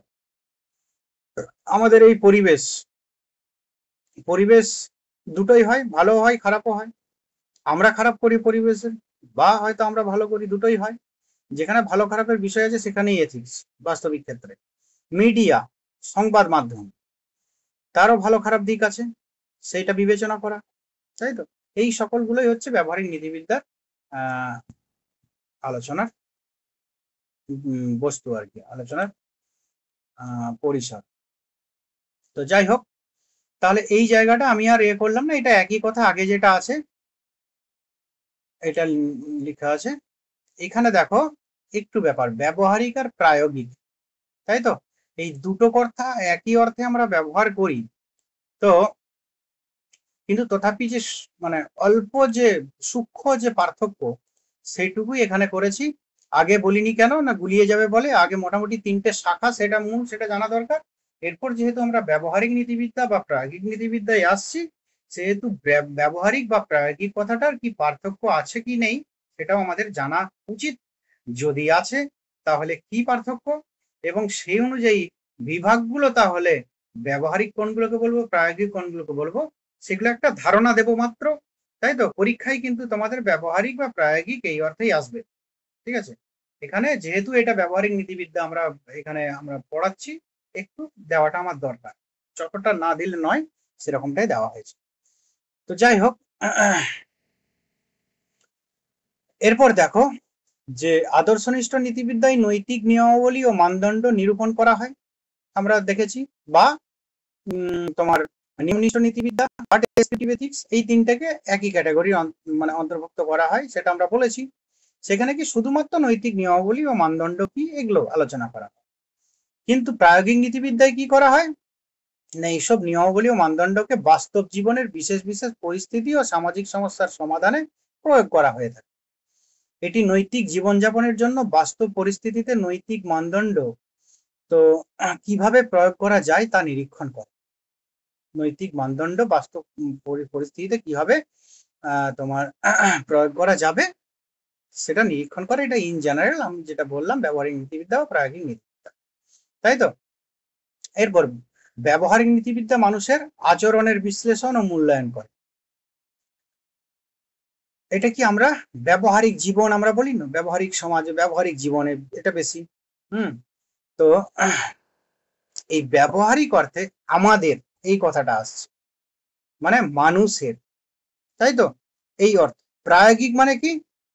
প্রায়োগিক মানে যে আমরা যেটা প্রয়োগ করছি, এই অর্থে, যেটা মানুষ যেটা করছে তার উপর। দেখো ভালো করে সূক্ষ্ম পার্থক্য। একটা হচ্ছে ব্যবহারিক, কি ব্যবহারিক হচ্ছে যে শুধুমাত্র আমাদের আচরণ বিশ্লেষণ, আমরা কি করছি, তাই তো? এটাও প্র্যাকটিক্যাল এথিক্স। আর আমরা কি করছি সেটাও প্র্যাকটিক্যাল এথিক্স, তাই তো? ভালো করে বোঝো যে তাহলে ব্যবহারিক আর প্রায়োগিক, মানে আমাদের নিজেদের জীবনের আচরণ, ওয়াটসন আমরা পরবর্তী ক্ষেত্রে পেয়েছি নীতিবিদ্যায়। নীতিবিদ্যার আলোচনা প্রসঙ্গে বলেছি যে প্রথম দিকে মানুষের নৈতিকতা মানে শুধুমাত্র এই আদর্শনিষ্ঠ নীতিবিজ্ঞান এই হিসাবে আলোচনা চলছিল। পরবর্তী ক্ষেত্রে ওয়াটসন ইত্যাদি ব্যবহারবাদীরা এসে বললেন কি, যে নীতিবিদ্যাই শুধুমাত্র এই আদর্শনিষ্ঠ বিজ্ঞান হিসাবে আলোচনা এইভাবে নীতিবিদ্যা বিস্তার লাভ করতে বিকশিত হতে পারে না।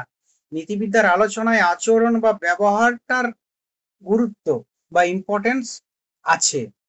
সবকিছুই মানুষের ব্যবহার দ্বারা নির্ধারিত হয়, সবকিছুই মানুষের ব্যবহার দ্বারা নির্ধারিত হয়, তাই তো? এরকম অনেক উদাহরণ দিয়েছেন উনি, যে আমাদের মানসিক অবস্থা খারাপ, ভালো না, সেটা আমাদের ব্যবহারই আমাদের ফুটে ওঠে। আমাদের মানসিক অবস্থা ভালো, সেটা ব্যবহারই ফুটে ওঠে। এর অনেক সমালোচনা আছে, এর মানে ব্যতিক্রম আছে। অনেকে এরকম আছে যে মনে খুব দুঃখ কিন্তু উপরে খুব হাসি খুশি, দেখে বোঝা যাবে না সহজে। আবার এরকম আছে যে কোন একটা দুঃখের পরিবেশ ঘটেছে, তার মনে কিন্তু দুঃখ নেই এতটুকু, কিন্তু বন্ধু বান্ধবদের সমব্যথী হতে হবে, তার জন্য একটু দুঃখ প্রকাশ, মানে বাইরেটা দুঃখ ভেতরটা সুখ আনন্দ। আবার এরকমও হয় যে ভেতরটা দুঃখ বাইরেটা আনন্দ, এরকম আমাদের ব্যতিক্রম আছে। কিন্তু আমি ওয়াটসনের আলোচনার প্রেক্ষিতটা বলি।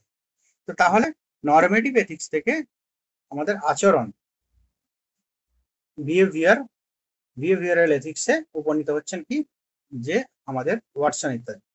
তো ঠিক একই, শুধুমাত্র আমাদের আচরণের নৈতিক গুণাবলী নিয়ে যখন আলোচনা করা হচ্ছে, ঠিক বা ঠিক, আমাদের এইটা কি ঠিক হয়েছে, এই জিনিসটা করা ঠিক হয়েছে, তখন সেটা কি, তখন সেটা হয়ে যাচ্ছে কি ব্যবহারিক নীতিবিদ্যা, তাই তো? আর যখন আমাদের সমাজের আমরা যে পরিবারে বাস করি, সেই পরিবারের মানে আমরা যখন করছি, ওই যে বললাম যে আমাদের নিজস্ব আমাদের নৈতিক ব্যবহার আচরণ, ঠিক আছে? এই ক্ষেত্রে এটা কি বলছি আমরা, ব্যবহারিক নীতিবিদ্যা। আর প্রায়োগিক নীতিবিদ্যা, না আমরা যখন সমাজের কোনো কর্ম করছি, তাই তো, বিশেষ করে সেই সমাজের ক্ষতি হচ্ছে ওই কর্মটার দ্বারা, সমাজের ভালো হচ্ছে, তাই তো, আমাদের অন্য সম্প্রদায়ের ভালো হচ্ছে কি খারাপ হচ্ছে, এই সকল বিষয় নিয়ে আমরা ভিন্ন, মানে আমি শুধুমাত্র একটা ব্যক্তি মানুষ ভিন্ন, যখন অন্য মানুষ সম্পর্কে বা আমাদের মানুষ ভিন্ন অন্য প্রকৃতি গাছপালা সম্পর্কে যখন আমাদের আলোচনাটা যাচ্ছে প্রায়োগিক নীতিবিদ্যার মানে ব্যবহারিক নীতিবিদ্যা, তখন সেটা হয়ে যাচ্ছে প্রায়োগিক, একেবারে ডাইরেক্ট প্রয়োগ হয়ে যাচ্ছে। বোঝা যাচ্ছে? যখন আমার শুধুমাত্র নিজের, যেমন কি দেখো, ব্যবহারিক নীতিবিদ্যার আলোচ্য বিষয়ে দেওয়া হয়েছে কি না, জাতি বৈষম্য, লিঙ্গ বৈষম্য, প্রাণী হত্যা, ভ্রূণ হত্যা, কৃপা হত্যা, পর্নোগ্রাফি, ধর্মঘট ইত্যাদি। এগুলো দেখো, এগুলো আমাদের ব্যক্তির উপর নির্ভর করে। জাতি বৈষম্য, দেখো ব্যক্তিরা তৈরি করে জাতি বৈষম্য, যে উচ্চ নিচ ভেদাভেদ, তাই তো, আমরা মানুষ তৈরি করি। লিঙ্গ বৈষম্য, সেটাও তাই, নারী পুরুষ ভেদাভেদ। প্রাণী হত্যা, আমরাই তো হত্যা করি আমাদের প্রয়োজন সাধনে। ভ্রূণ হত্যা, আমাদের প্রয়োজন সাধনে, কন্যা সন্তান হলে আমরা ভ্রূণ নষ্ট করি। কৃপা হত্যা বা করুণা হত্যা, এটাই তোমাদের সম্ভবত আছে।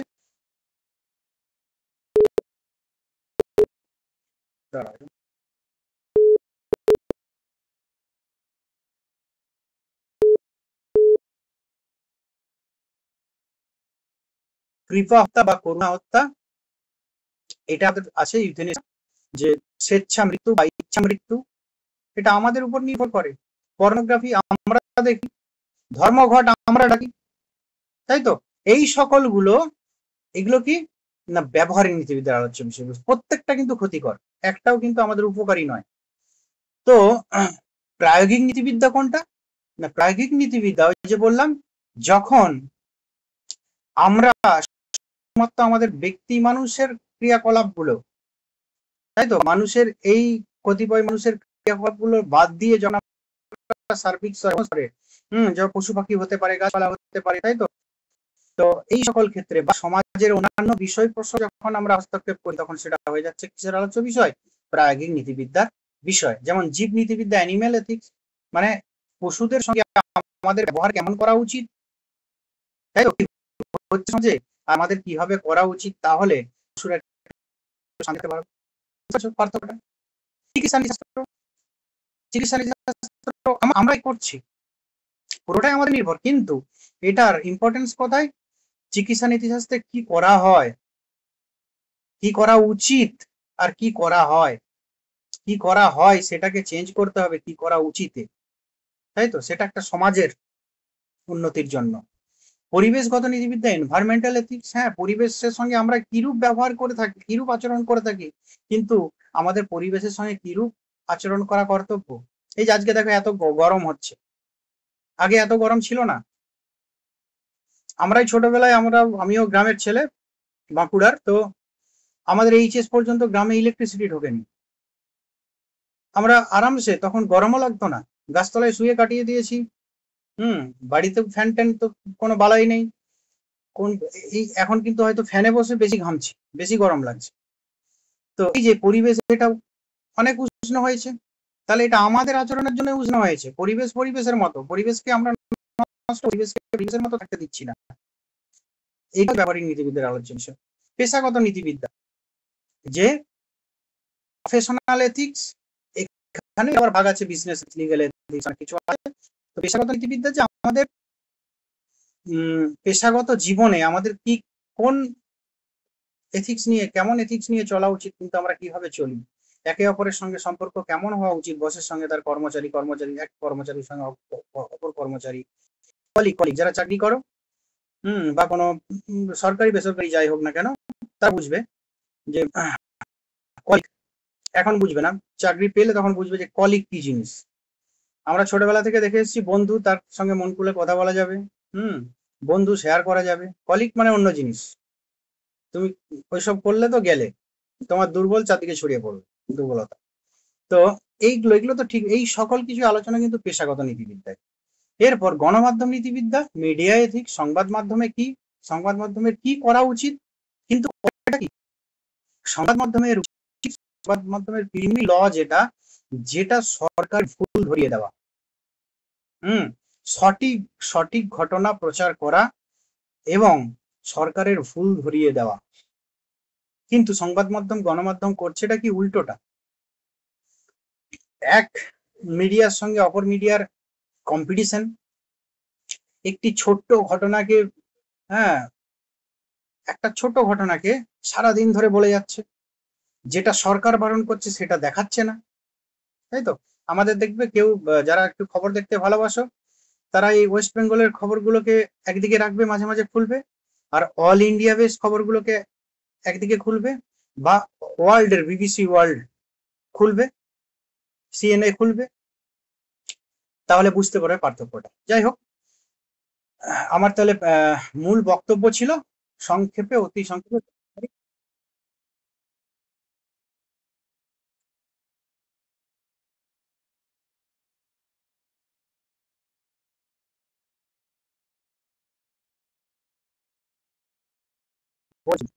জাতি বৈষম্য কে ঘটছে তো, এবং সেই জাতিটা কাদের জাতি, আমাদের মানুষের জাতি, লিঙ্গ বৈষম্য করছে আমরাই, মানুষেরাই করছি, মানুষের মধ্যেই করছি, প্রাণী হত্যা মানুষেরাই করছে, মানুষদের মধ্যেই করছে, আমাদেরই আচরণ এখানে ইম্পর্টেন্ট।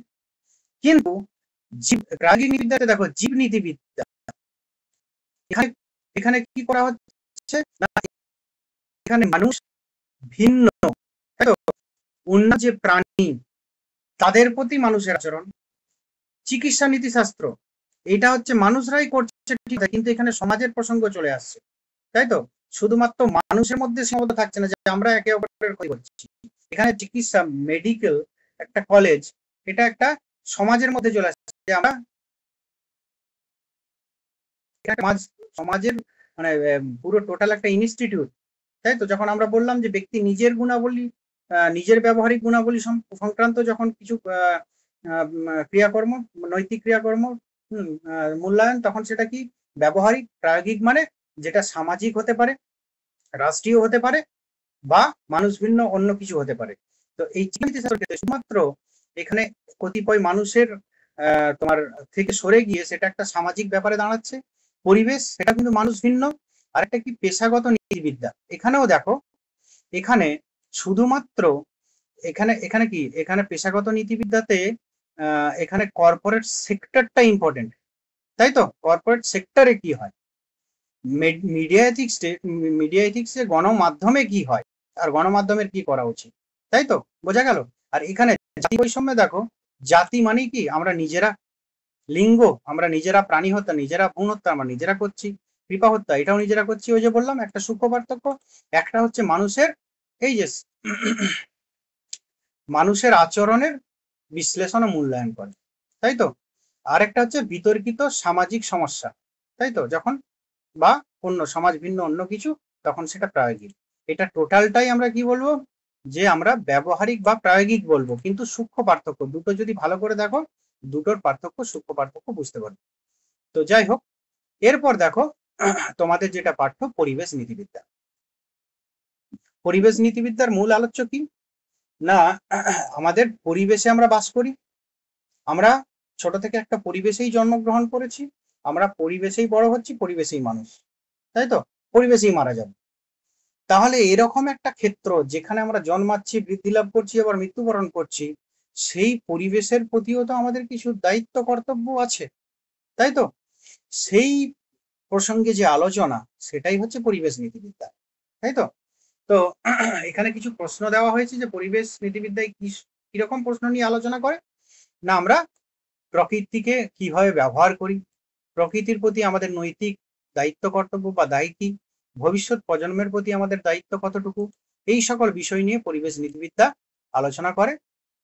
এবং এর মধ্যে অ্যানিম্যাল এথিক্সও আছে, যে পরিবেশের অন্তর্ভুক্ত অন্য মানুষের প্রতি আমাদের দায়িত্ব কর্তব্য এবং অন্যান্য প্রাণীর প্রতি আমাদের দায়িত্ব কর্তব্য, সবই কিন্তু পরিবেশ নীতিবিদ্যা। গাছপালার প্রতি কি হবে দায়িত্ব কর্তব্য, ভাঙলে সব ভাঙা যায়। তো এই প্রাসঙ্গিকতা কি, জলবায়ু পরিবর্তন, বন ধ্বংস, প্রজাতির বিলুপ্তি ইত্যাদি ক্ষেত্রে পরিবেশ নৈতিকতা আজকের দিনে অত্যন্ত গুরুত্বপূর্ণ। তো মানুষের স্বার্থে নয়, প্রকৃতির স্বার্থে প্রকৃতির প্রতি নৈতিক আচরণ প্রয়োজন। তো এখানে দেখো যে আমরা কি করছি, পরিবেশের পরিবর্তন সাধনের প্রধান মূলে কি, আমাদের বনাঞ্চল ধ্বংস, পরিবর্তনের মূলে কি আমাদের কি বলবো, ওই অতিরিক্ত পেট্রোল জাত পদার্থ, মানে কি বলবো, কয়লা উত্তোলন, এটাও পরিবেশের একটা ভারসাম্য নষ্ট, কয়লা পোড়ানো, পেট্রোল ডিজেল ইত্যাদির ব্যবহার অতিরিক্ত, ওই জন্য ই রিক্সার ব্যবহার আসছে আস্তে আস্তে। ই রিক্সা বল ই মানে যে কোনো মানে ই বাইক, ই স্কুটি, এইসবগুলো। তো এই সবগুলোর প্রাসঙ্গিকতা আস্তে আস্তে বাড়ছে, কেন না, যাতে কিছুটা পরিমাণে আমরা পরিবেশকে রক্ষা করতে পারি। আর বৃক্ষরোপণ করা পরিবেশ নীতিবিদ্যার শেষে সিদ্ধান্ত কি, আমাদের বৃক্ষরোপণ করতে হবে, এইসব জ্বালানিগুলো বন্ধ করতে হবে, সেসব আলোচনায় আমরা যাব। তো যাই হোক, পরিবেশের প্রতি দায়িত্ব কর্তব্য কি, পরিবেশের নৈতিক দায়িত্ব কর্তব্য, এটাই হচ্ছে অনুসন্ধান পরিবেশ নীতিবিদ্যার মূল আলোচ্য বিষয়। তো এই পরিবেশ সম্পর্কিত বিভিন্ন ধারণা বা মতবাদ আমাদের আছে, তার মধ্যে আমরা আল্ডো লিওপোল্ডের জমি নীতিবিদ্যা বা ভূনীতিবিদ্যা এটা আলোচনা করব। এখানে কি কি আছে না, অ্যানথ্রোপোসেন্ট্রিসিজম মানব কেন্দ্রিক, অ্যানথ্রোপোসেন্ট্রিসিজম, বায়োসেন্ট্রিসিজম, ইকোসেন্ট্রিসিজম, ডিপ ইকোলজি, এই চারটে হচ্ছে ইম্পর্টেন্ট। যে একটা হচ্ছে কি অ্যানথ্রোপোসেন্ট্রিসিজম, মানব কেন্দ্রিকতাবাদ, মানুষ যেখানে মানে কেন্দ্রবিন্দুতে মানুষ, পরিবেশ নীতিবিদ্যা এদের মতে কি না, মানুষই সকল কিছুর কেন্দ্রবিন্দু, প্রকৃতির মূলে আছে মানুষের উপকারের, মানে প্রকৃতির মূল্য আছে মানুষের উপকারের, এটা হচ্ছে যে এক ধরনের মত। বায়োসেন্ট্রিজম একটা কি, সকল জীবের সমানভাবে বেঁচে থাকার অধিকার আছে, মানুষ প্রকৃতির অংশমাত্র, প্রভু নয়। এটা কিসের থেকে উৎপত্তি হয়েছে না, যেহেতু মানুষ গাছপালা ধ্বংস করছে, পশু পাখি মারছে, হ্যাঁ, সেই অনুযায়ী সেই দিক থেকে বিচার করে এদের একটা মত। ইকোসেন্ট্রিসিজম প্রকৃতি কেন্দ্রিকতাবাদ, সম্পূর্ণ বাস্তুতন্ত্রের নৈতিক মূল্য আছে ইকোসিস্টেমটা, গাছ, নদী, পাহাড় নৈতিক বিবেচনা অন্তর্ভুক্ত, সকল কিছু বিবেচনা অন্তর্ভুক্ত। এটাকেও ডেভেলপ করেছেন কি ডিপ ইকোলজি। এটাই আমাদের পাঠ্য। ডিপ ইকোলজি প্রকৃতিতে কেবল সম্পদ হিসাবে নয়, আত্মীয় বা অংশীদার হিসাবে দেখা, আর কি জীবন ও প্রকৃতির অন্তর্গত ঐক্যের উপর গুরুত্ব আরোপ। এইটা কি, এইটা হচ্ছে যে আমাদের পরিবেশ নীতিবিদ্যার একেবারে চরম রূপ যিনি দিয়েছেন, অ্যালডো লিওপোল্ড। তার কথা যে হ্যাঁ, সবারই মূল্য আছে, সবই ঠিক আছে, পরিবেশে সবারই মূল্য আছে, সবই ঠিক আছে, কিন্তু শুধুমাত্র ওরা কি দেখেছিল ইকোসেন্ট্রিসিজমে, সবাই হচ্ছে প্রকৃতির সম্পদ, গাছ, নদী, পাহাড়, মানুষও সবাই, কিন্তু শুধুমাত্র সম্পদ হিসাবে নয়, এটা কি অংশীদার হিসাবে দেখ, সবাই প্রকৃতির অংশীদার। আমরা যেমন একটা গৃহের, হ্যাঁ, 4 ভাই থাকলে আমরা বাবার জমি 4 ভাগে ভাগ করি, এটা তো বাস্তব।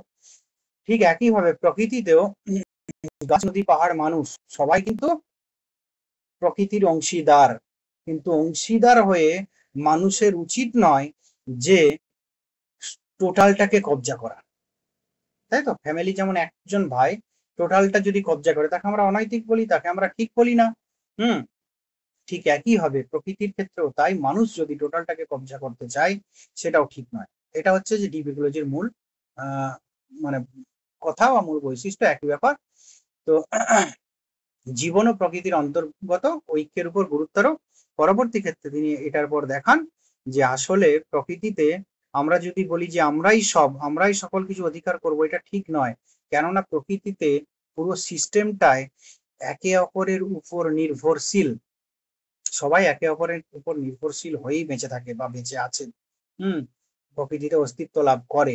এটা একটা ত্রিভুজের আকারে একটা আমরা দেখাবো। ত্রিভুজটা কি এখানে আছে?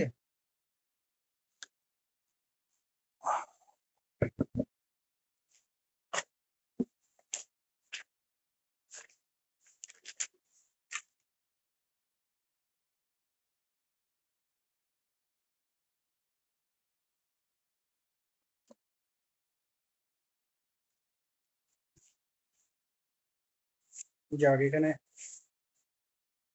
এটা সেটা লেখা আছে, আমি জাস্ট ত্রিভুজটা তোমাদের দেখাবো, একটু পরে বুঝতে পারবে। যাই হোক, তো অ্যালডো লিওপোল্ড তার মতটা কি, তার মতটা তো আগে বললাম, আরেকবার বলে নি, তারপর শুরু করবো ওটা। যে প্রকৃতিকে কেবল সম্পদ হিসাবে নয়, একটা অংশীদার হিসাবে, অংশীদার মানে সবাই অংশীদার এর, শুধু মানুষ নয়, মানুষ পুরোটাকে ভোগ করতে পারে না, এটা মূল কথা।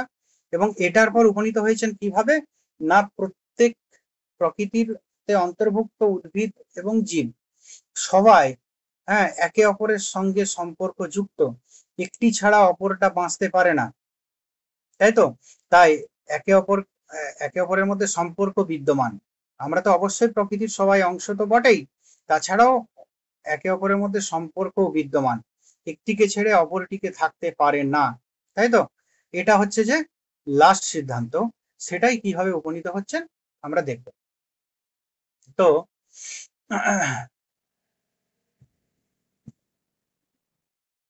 পরিবেশের মধ্যে জল, গাছপালা ও প্রাণীকে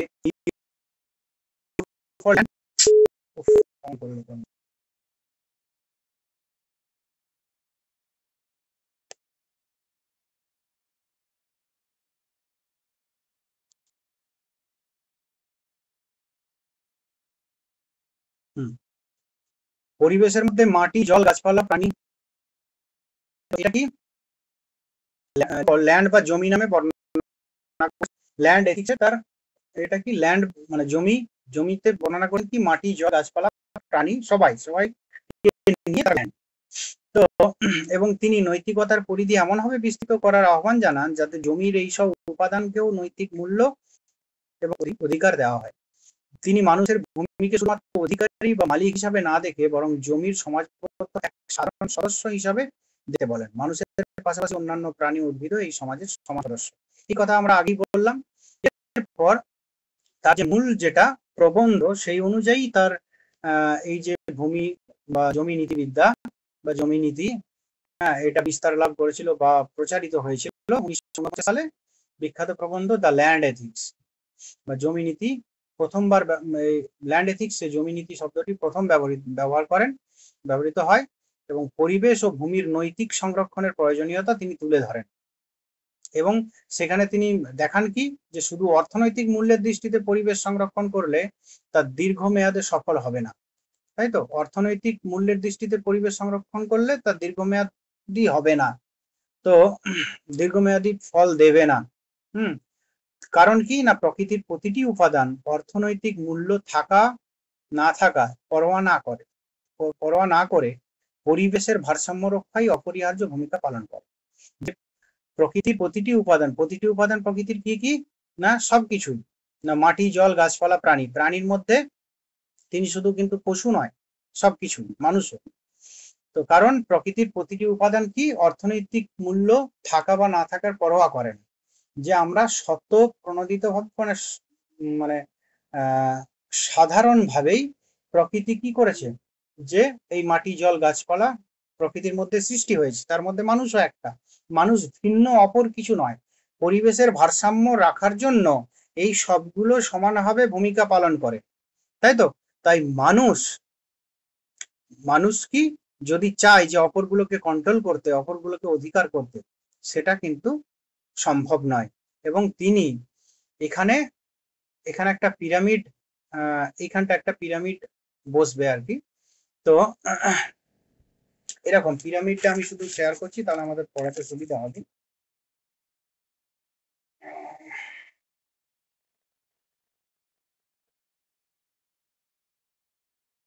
দাঁড়াও, এই মোবাইলটা দিয়ে যাবে তো একটু।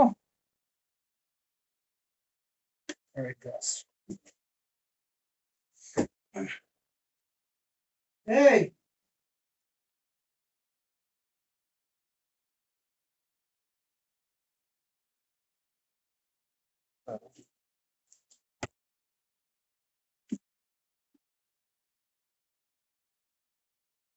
দাঁড়াও একটু, আমি অফ করছি, আমি ছবিটা পাঠিয়ে নিই।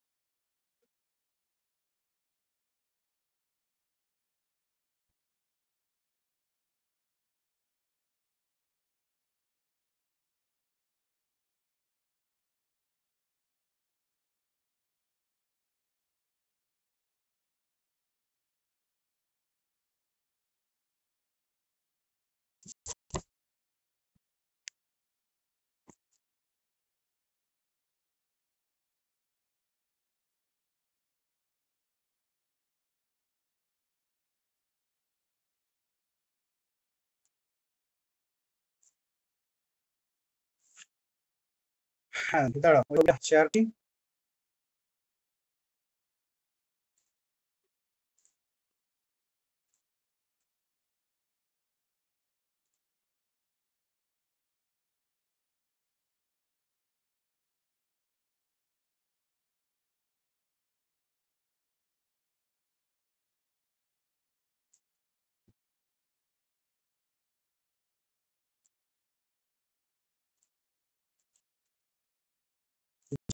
শেয়ার করছি, একটু হাইড করছি, তারপর তোমাদের ওটা আসবে।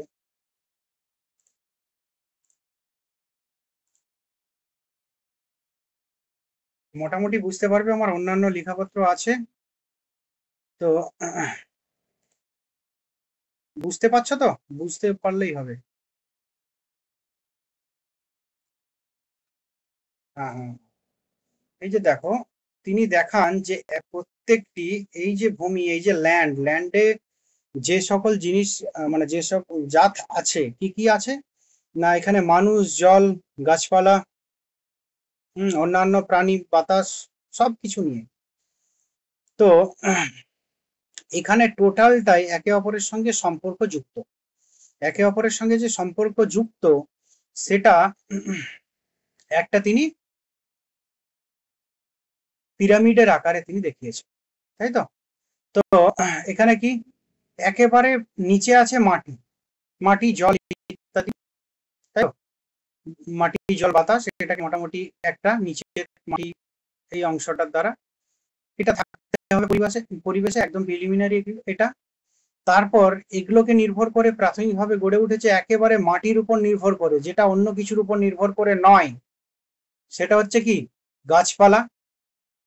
আর গাছপালার উপর নির্ভর করে গড়ে উঠেছে কি, পোকামাকড় ইত্যাদি, শুধুমাত্র গাছপালার উপর নির্ভর করে।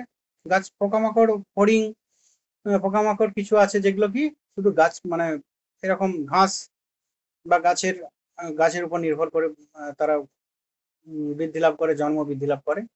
আর তারপরে পোকামাকড়কে খেয়ে বেঁচে থাকে কি, পাখি, সাপ ইত্যাদি, তার উপরের স্তরে। আর পাখি, সাপ ইত্যাদি এর উপরের স্তরে স্তরে কি থাকে না, মানুষ, ভাল্লুক ইত্যাদি। মানুষ কি খায়? মানুষ এই গাছপালা এগুলোও খায়, কিছু পোকামাকড়ও খায়, কিছু পাখি, সাপও খায়।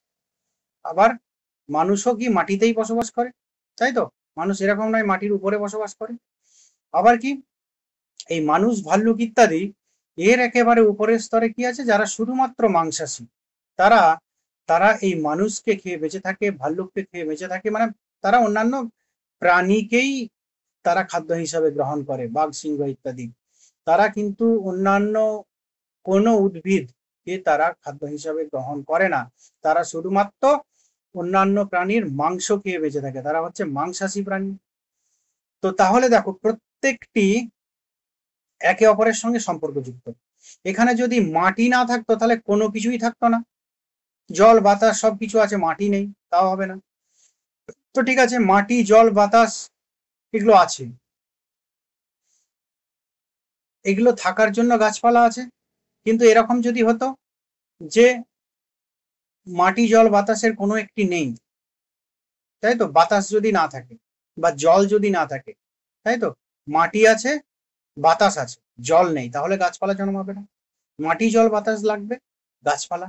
এই গাছপালা যদি না থাকতো তাহলে পোকামাকড় থাকতো না, তাই তো?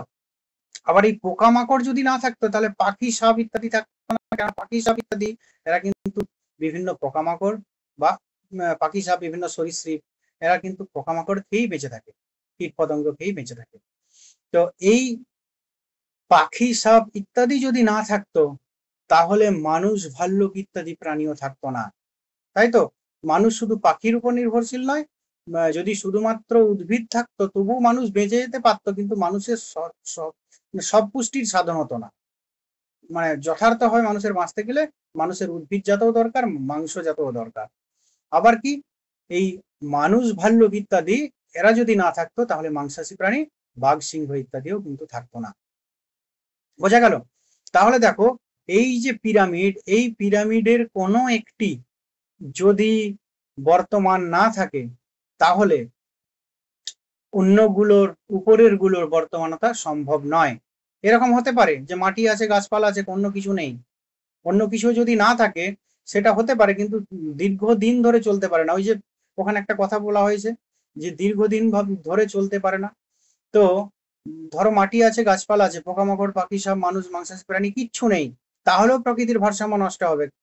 কেন না, মাটি আর গাছপালা, মানে শুধুমাত্র মাটি আছে, গাছপালা আছে, এইভাবেও বেশি দিন চলতে পারে না। তাহলে পুরো বন জঙ্গলে ভরে যাবে, আস্তে আস্তে আস্তে আস্তে সেই ক্ষেত্রেও সমস্যা হবে, হয়তো দাবানল যখন লাগবে তখন হয়তো পুরো আগুনে ছাই হয়ে যাবে। হ্যাঁ, অতিরিক্ত গাছপালার জন্য দাবানল হয় আমরা শুনেছি। আবার ধরো মাটি আছে, গাছপালা আছে, পোকামাকড় নেই, পাখি সাপ ইত্যাদি আছে, পাখি সাপ কিন্তু বেঁচে থাকতে পারবে না, পোকামাকড় তাদের খাদ্য থাকবে না। আবার যদি এরকম হয় যে পাখি সাপ মানুষ মাংসাশী প্রাণী এগুলো নেই, মানুষ ইয়ে গাছপালা আছে, পোকামাকড় আছে, আর মাটি আছে, তাহলে কি হবে? গাছপালা পোকামাকড়ে ধ্বংস করে দেবে, গাছপালা ভালো থাকবে না। সবটাই কিন্তু দেখো একে অপরের নির্ভরশীল। আবার ধরো পাখি সাপ ইত্যাদি এটাও আছে, তারপর মানুষ ইত্যাদি এগুলোও আছে। তো এরপর যদি পাখি সাপ ইত্যাদি এগুলো যদি না থাকে, হ্যাঁ, তাহলে হয়তো মানুষ বেঁচে যাবে, কিন্তু ভাল্লুক ইত্যাদি এগুলো বাঁচবে না। প্রত্যেকটি কিন্তু একে অপরের সঙ্গে সম্পর্কযুক্ত, সমান হবে। এটাই অ্যালডো লিওপার্ড দেখাতে চেয়েছেন, এবং তিনি তার ল্যান্ডেটিক্সে এই পিরামিড আকারেই তিনি দেখিয়েছেন যে প্রত্যেকটি মানে প্রকৃতির অন্তর্ভুক্ত বা ল্যান্ডের অন্তর্ভুক্ত প্রত্যেকেই একে অপরের সঙ্গে সমানভাবে সম্পর্ক যুক্ত, একে অপরটিকে ছেড়ে থাকতে পারে না, বা যদি একে অপরের মানে ছেড়ে যদি বাঁচতে চায় তাহলে সেটা দীর্ঘায়িত, তাদের বাঁচাটা বা তাদের স্থায়িত্বটা দীর্ঘায়িত হতে পারে, তাই তো? তো এটা হচ্ছে অ্যালডো লিওপোল্ডের মূল কথা। এখানে এটা লেখা হয়েছে, পিরামিডটা এটা তৈরি করে দেবো, এটা পিরামিডটা এখনো হয়নি। তো যাই হোক, তাহলে কি নিচে মাটি, তারপর গাছপালা, তার উপর পোকামাকড়, তারপর পোকামাকড় পাখি সাপ ইত্যাদি, উপরে সর্বভূক প্রাণী যেমন ভাল্লুক, মানুষ, এরা কি সবই খায়, গাছপালা খেয়েও বাঁচতে পারে, মাংস খেয়েও বললাম, আর শীর্ষে কি মাংসাশী প্রাণী, বাঘসিংহ ইত্যাদি, তারা কিন্তু শুধুমাত্র এই মানুষ ভাল্লুক ইত্যাদি মানে মাংস খেয়েই বেঁচে থাকতে পারে।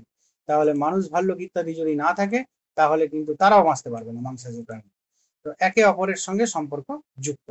তো যাই হোক, এরপর দেখো যে এখানে কিছু তার যুক্তি আছে বিভিন্ন বিষয়ে। তো এটা হচ্ছে যে ইন জেনারেল তার অ্যালডো লিওপোল্ডের তোমার ডিপ ইকোলজির ইন জেনারেল আলোচনা হচ্ছে। তো যাই হোক, এরপর হচ্ছে কি জমিনীতির তার দুটো মূল বৈশিষ্ট্য। একটা হচ্ছে কি একটা দূরদর্শী বা পরিণতিমূলক যুক্তি, জমিকে ক্ষতিগ্রস্ত যদি করি আমরা, ল্যান্ডকে, ল্যান্ড মানে কি সকলগুলো নিয়েই ল্যান্ড, এই মানুষ, জল, বাতাস, তোমার পরিবেশ, অন্যান্য প্রাণী, সকল কিছু নিয়ে তার ল্যান্ড। তো ল্যান্ড বা জমিকে যদি ক্ষতিগ্রস্ত করি তাহলে পরোক্ষভাবে মানুষই ক্ষতিগ্রস্ত হবে, কারণ জীবনের ভিত্তি জমির উপর নির্ভরশীল। এই যে যেমন এটা হচ্ছে এখন বর্তমানের এই যে অতিরিক্ত আমাদের গ্লোবাল ওয়ার্মিং, অতিরিক্ত গরম, এটা কিন্তু এর ফলেই।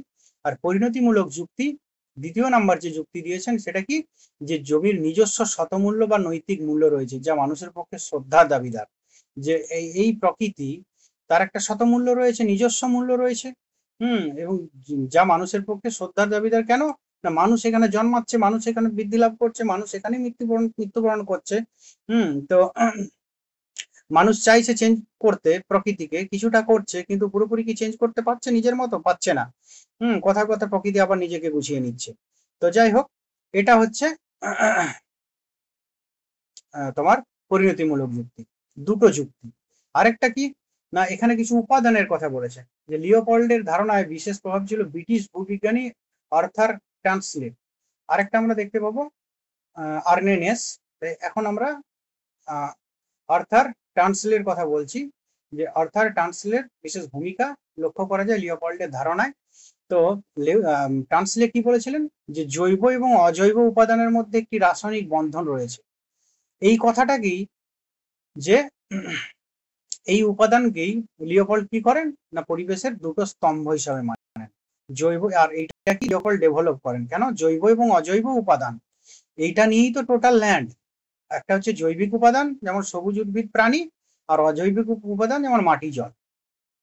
টোটালটাকে, পিরামিডটাকেও যদি আমরা দুভাগ করি তাহলে এটাই পাবো, মূল কথা আমরা এটাই পাবো। তো যাই হোক, তো এরপর আরেকটা কথা, যে পরিবেশকে সুস্থ রাখার জন্য তিনটি বিষয়ের উপর গুরুত্ব তিনি দিয়েছেন। একটা হচ্ছে অখণ্ডতা, একটা স্থায়িত্ব, আর একটা হচ্ছে সৌন্দর্য, তাই তো? অখণ্ডতা, একটা স্থায়িত্ব, এবং একটা সৌন্দর্য। অখণ্ডতা, যে আমাদের এমন কিছু কাজ করা চলবে না যাতে পরিবেশের অখণ্ডতা মানে বিনষ্ট হয়, তাই তো? কেন না এর আগে আমরা যুক্তি দিয়েছি যে পরিবেশের আরেক দুটো যুক্তি আছে, একটা দূরদর্শী বা পরিণতিমূলক, একটা দূরদর্শী। এখানে ভুল হচ্ছে,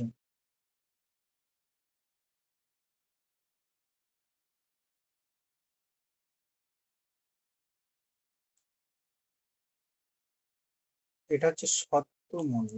দাঁড়াও, এটা ঠিক করে দেবো।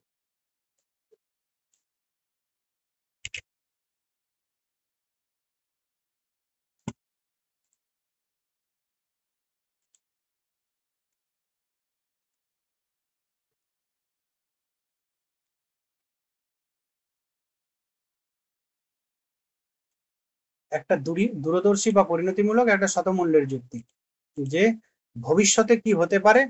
হ্যাঁ, যে আমরা যদি এইভাবে পরিবেশের প্রতি অত্যাচার করে যাই তাহলে আলটিমেট কি হতে পারে, সেই সেই একটা কথা বলেছেন। একটা শতমূল্যের মানে জমির নিজস্ব মূল্যের দিক দিয়ে কথা বলেছেন, কি যে জমি শতমূল্যবান, এবং জমির প্রতি যেভাবে আমরা যদি ক্ষতিগ্রস্ত করে তুলি তাহলে প্রকারান্তরে কি হবে, যে আমাদেরই ক্ষতি, কারণ আমাদের সবকিছুই জমির উপর নির্ভরশীল।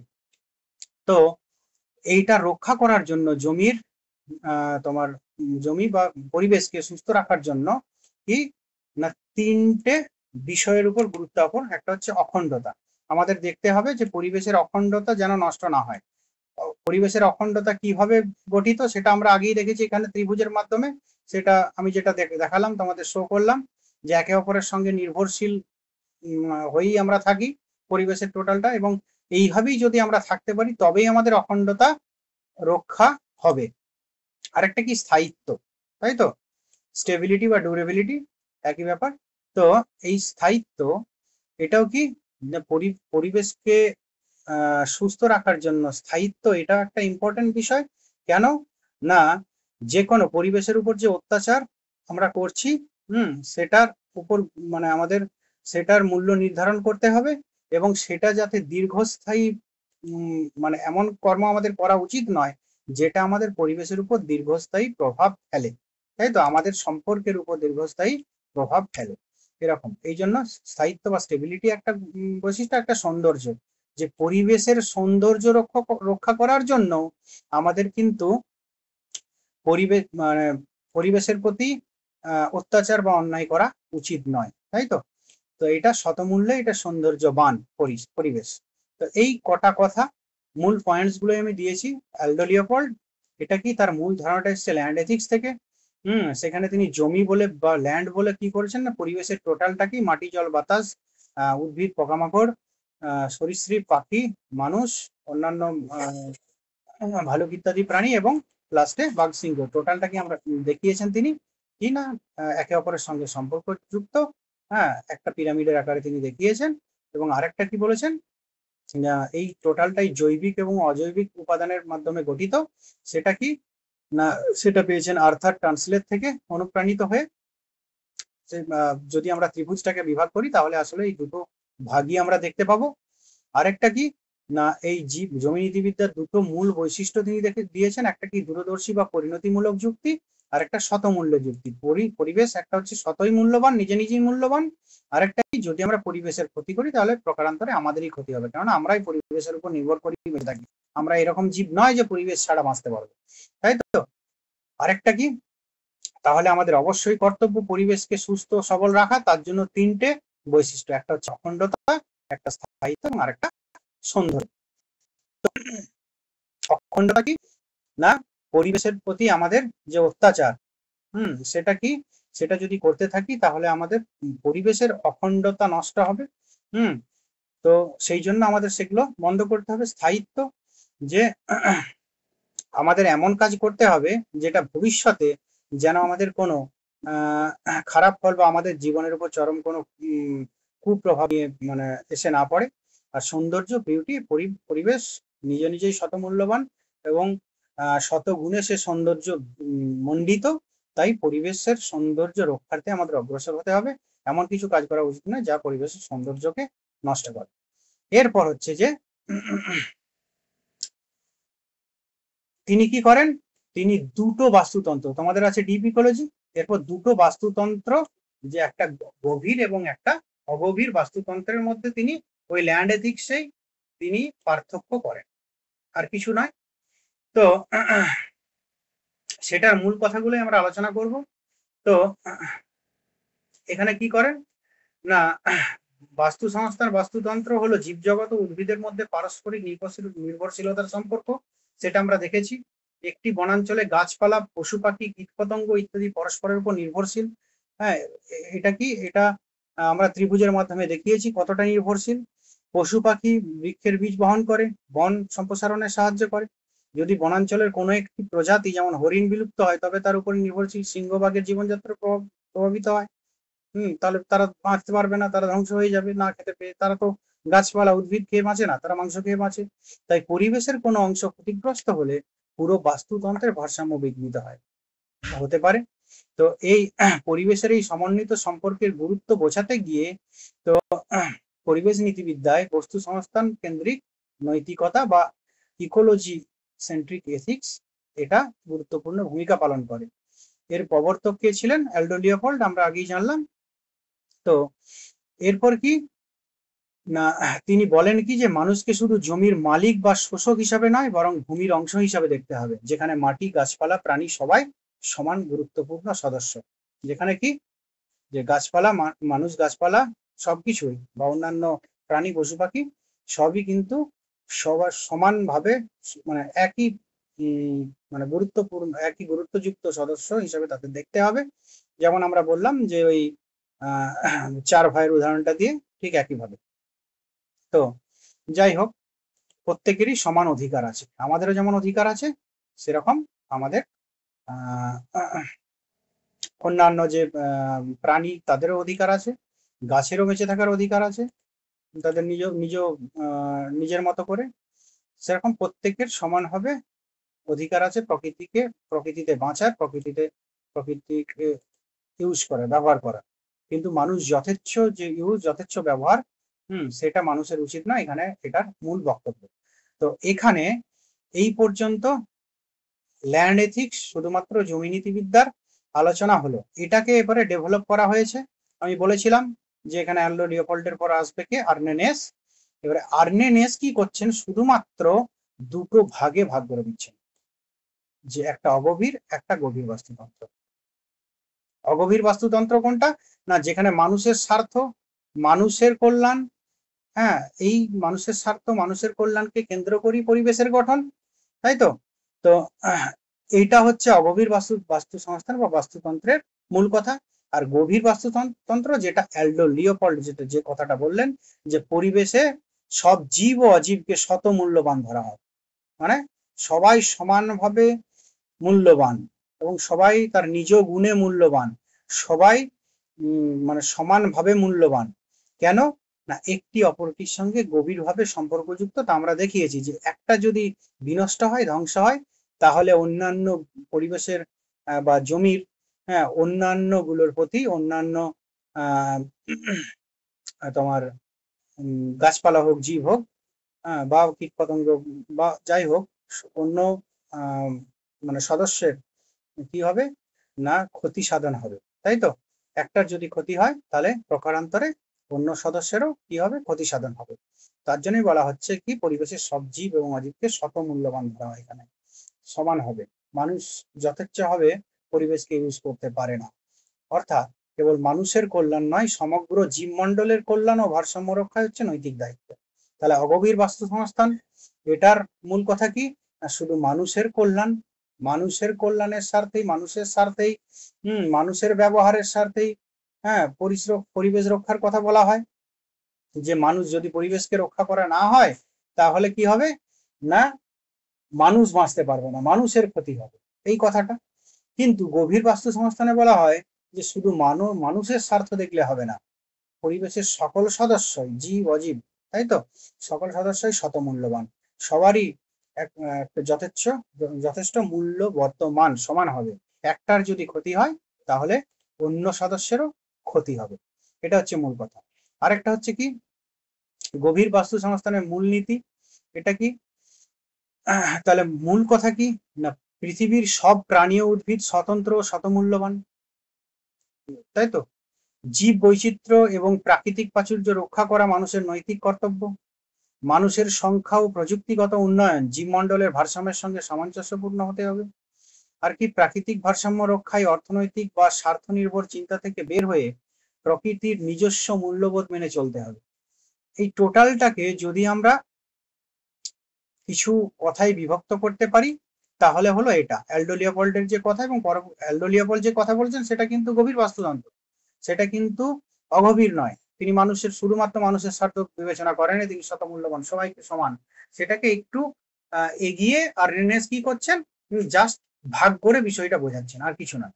তাহলে এটা টোটালটাকে যদি আমরা বুঝি তাহলে এই কটা কথা আমরা দেখতে পাবো কি, তাহলে গভীর বাস্তুতন্ত্রের মূল কথা কি, যে পৃথিবীর সব প্রাণী উদ্ভিদ স্বতন্ত্র ও শতমূল্যবান, সবাই সমানভাবে গুরুত্বযুক্ত, সমান গুরুত্বপূর্ণ, তাই তো? কোনোটিকে হীন ভাবলে হবে না। জীব বৈচিত্র্য এবং প্রাকৃতিক প্রাচুর্য রক্ষা করা মানুষের নৈতিক কর্তব্য, তাই তো? জীব বৈচিত্র্য মানে অন্যান্য অ্যানিমেল, অন্যান্য প্রাণী, এবং প্রাকৃতিক প্রাচুর্য মানে উদ্ভিদ জগৎ, বনাঞ্চল বিশেষ করে, তার রক্ষা করা মানুষের নৈতিক কর্তব্য, সেটাকে ধ্বংস করা নয়। হ্যাঁ, আরেকটা কি, এই জীব বৈচিত্র্য প্রসঙ্গে আবার অ্যানিমেল এথিক্স আসবে পিটার সিঙ্গারের, সেখানে আমরা দেখতে পাবো কি না, সেখানে দেখতে পাবো যে প্রাণীকে হত্যা না করা, প্রাণীকে যথেচ্ছভাবে না মারা, এই সকল পিছনে যুক্তি আছে, এবং প্রাণীর তিনি যুক্তি দিয়েছেন যে যথেচ্ছভাবে তাদেরও কিন্তু জঙ্গলে তাদের পরিবেশে থাকার অধিকার আছে, কিন্তু আমরা সেটাকে নষ্ট করি, কিন্তু সেটা চলবে না। যাই হোক, এগুলো, এবং মানুষের সংখ্যা প্রযুক্তিগত উন্নয়ন জীবমণ্ডলে ভারসাম্যের সঙ্গে সামঞ্জস্যপূর্ণ হতে হবে। মানুষ এখন কি করছে, যথেচ্ছ পরিমাণে গাছ কাটছে, বনাঞ্চল ধ্বংস করছে, প্রাকৃতিক সম্পদ লুট করছে, এটার ফলেই কিন্তু আমাদের সমাজের এখন সব দিক থেকেই তো সমস্যা দেখা দিয়েছে। আরেকটা কি, প্রাকৃতিক ভারসাম্য রক্ষা, অর্থনৈতিক বা স্বার্থ নির্ভর চিন্তা থেকে বের হয়ে প্রকৃতির নিজস্ব মূল্যবোধ মেনে চলতে হবে। তো যদি না মেনে চলা হয় তাহলে ভারসাম্য কি হবে, নষ্ট হবে, ভারসাম্য বিঘ্নিত হবে। তো আর্নে নেস ও জর্জ সেসনাস, এটা হচ্ছে সেসনাস সিজন,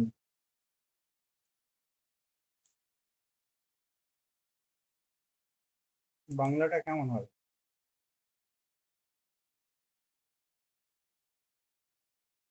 সেশন এরকমই হবে না, বলতে সে পছন্দ হবে না, সেশন, হ্যাঁ পছন্দ হলে ঠিক আছে।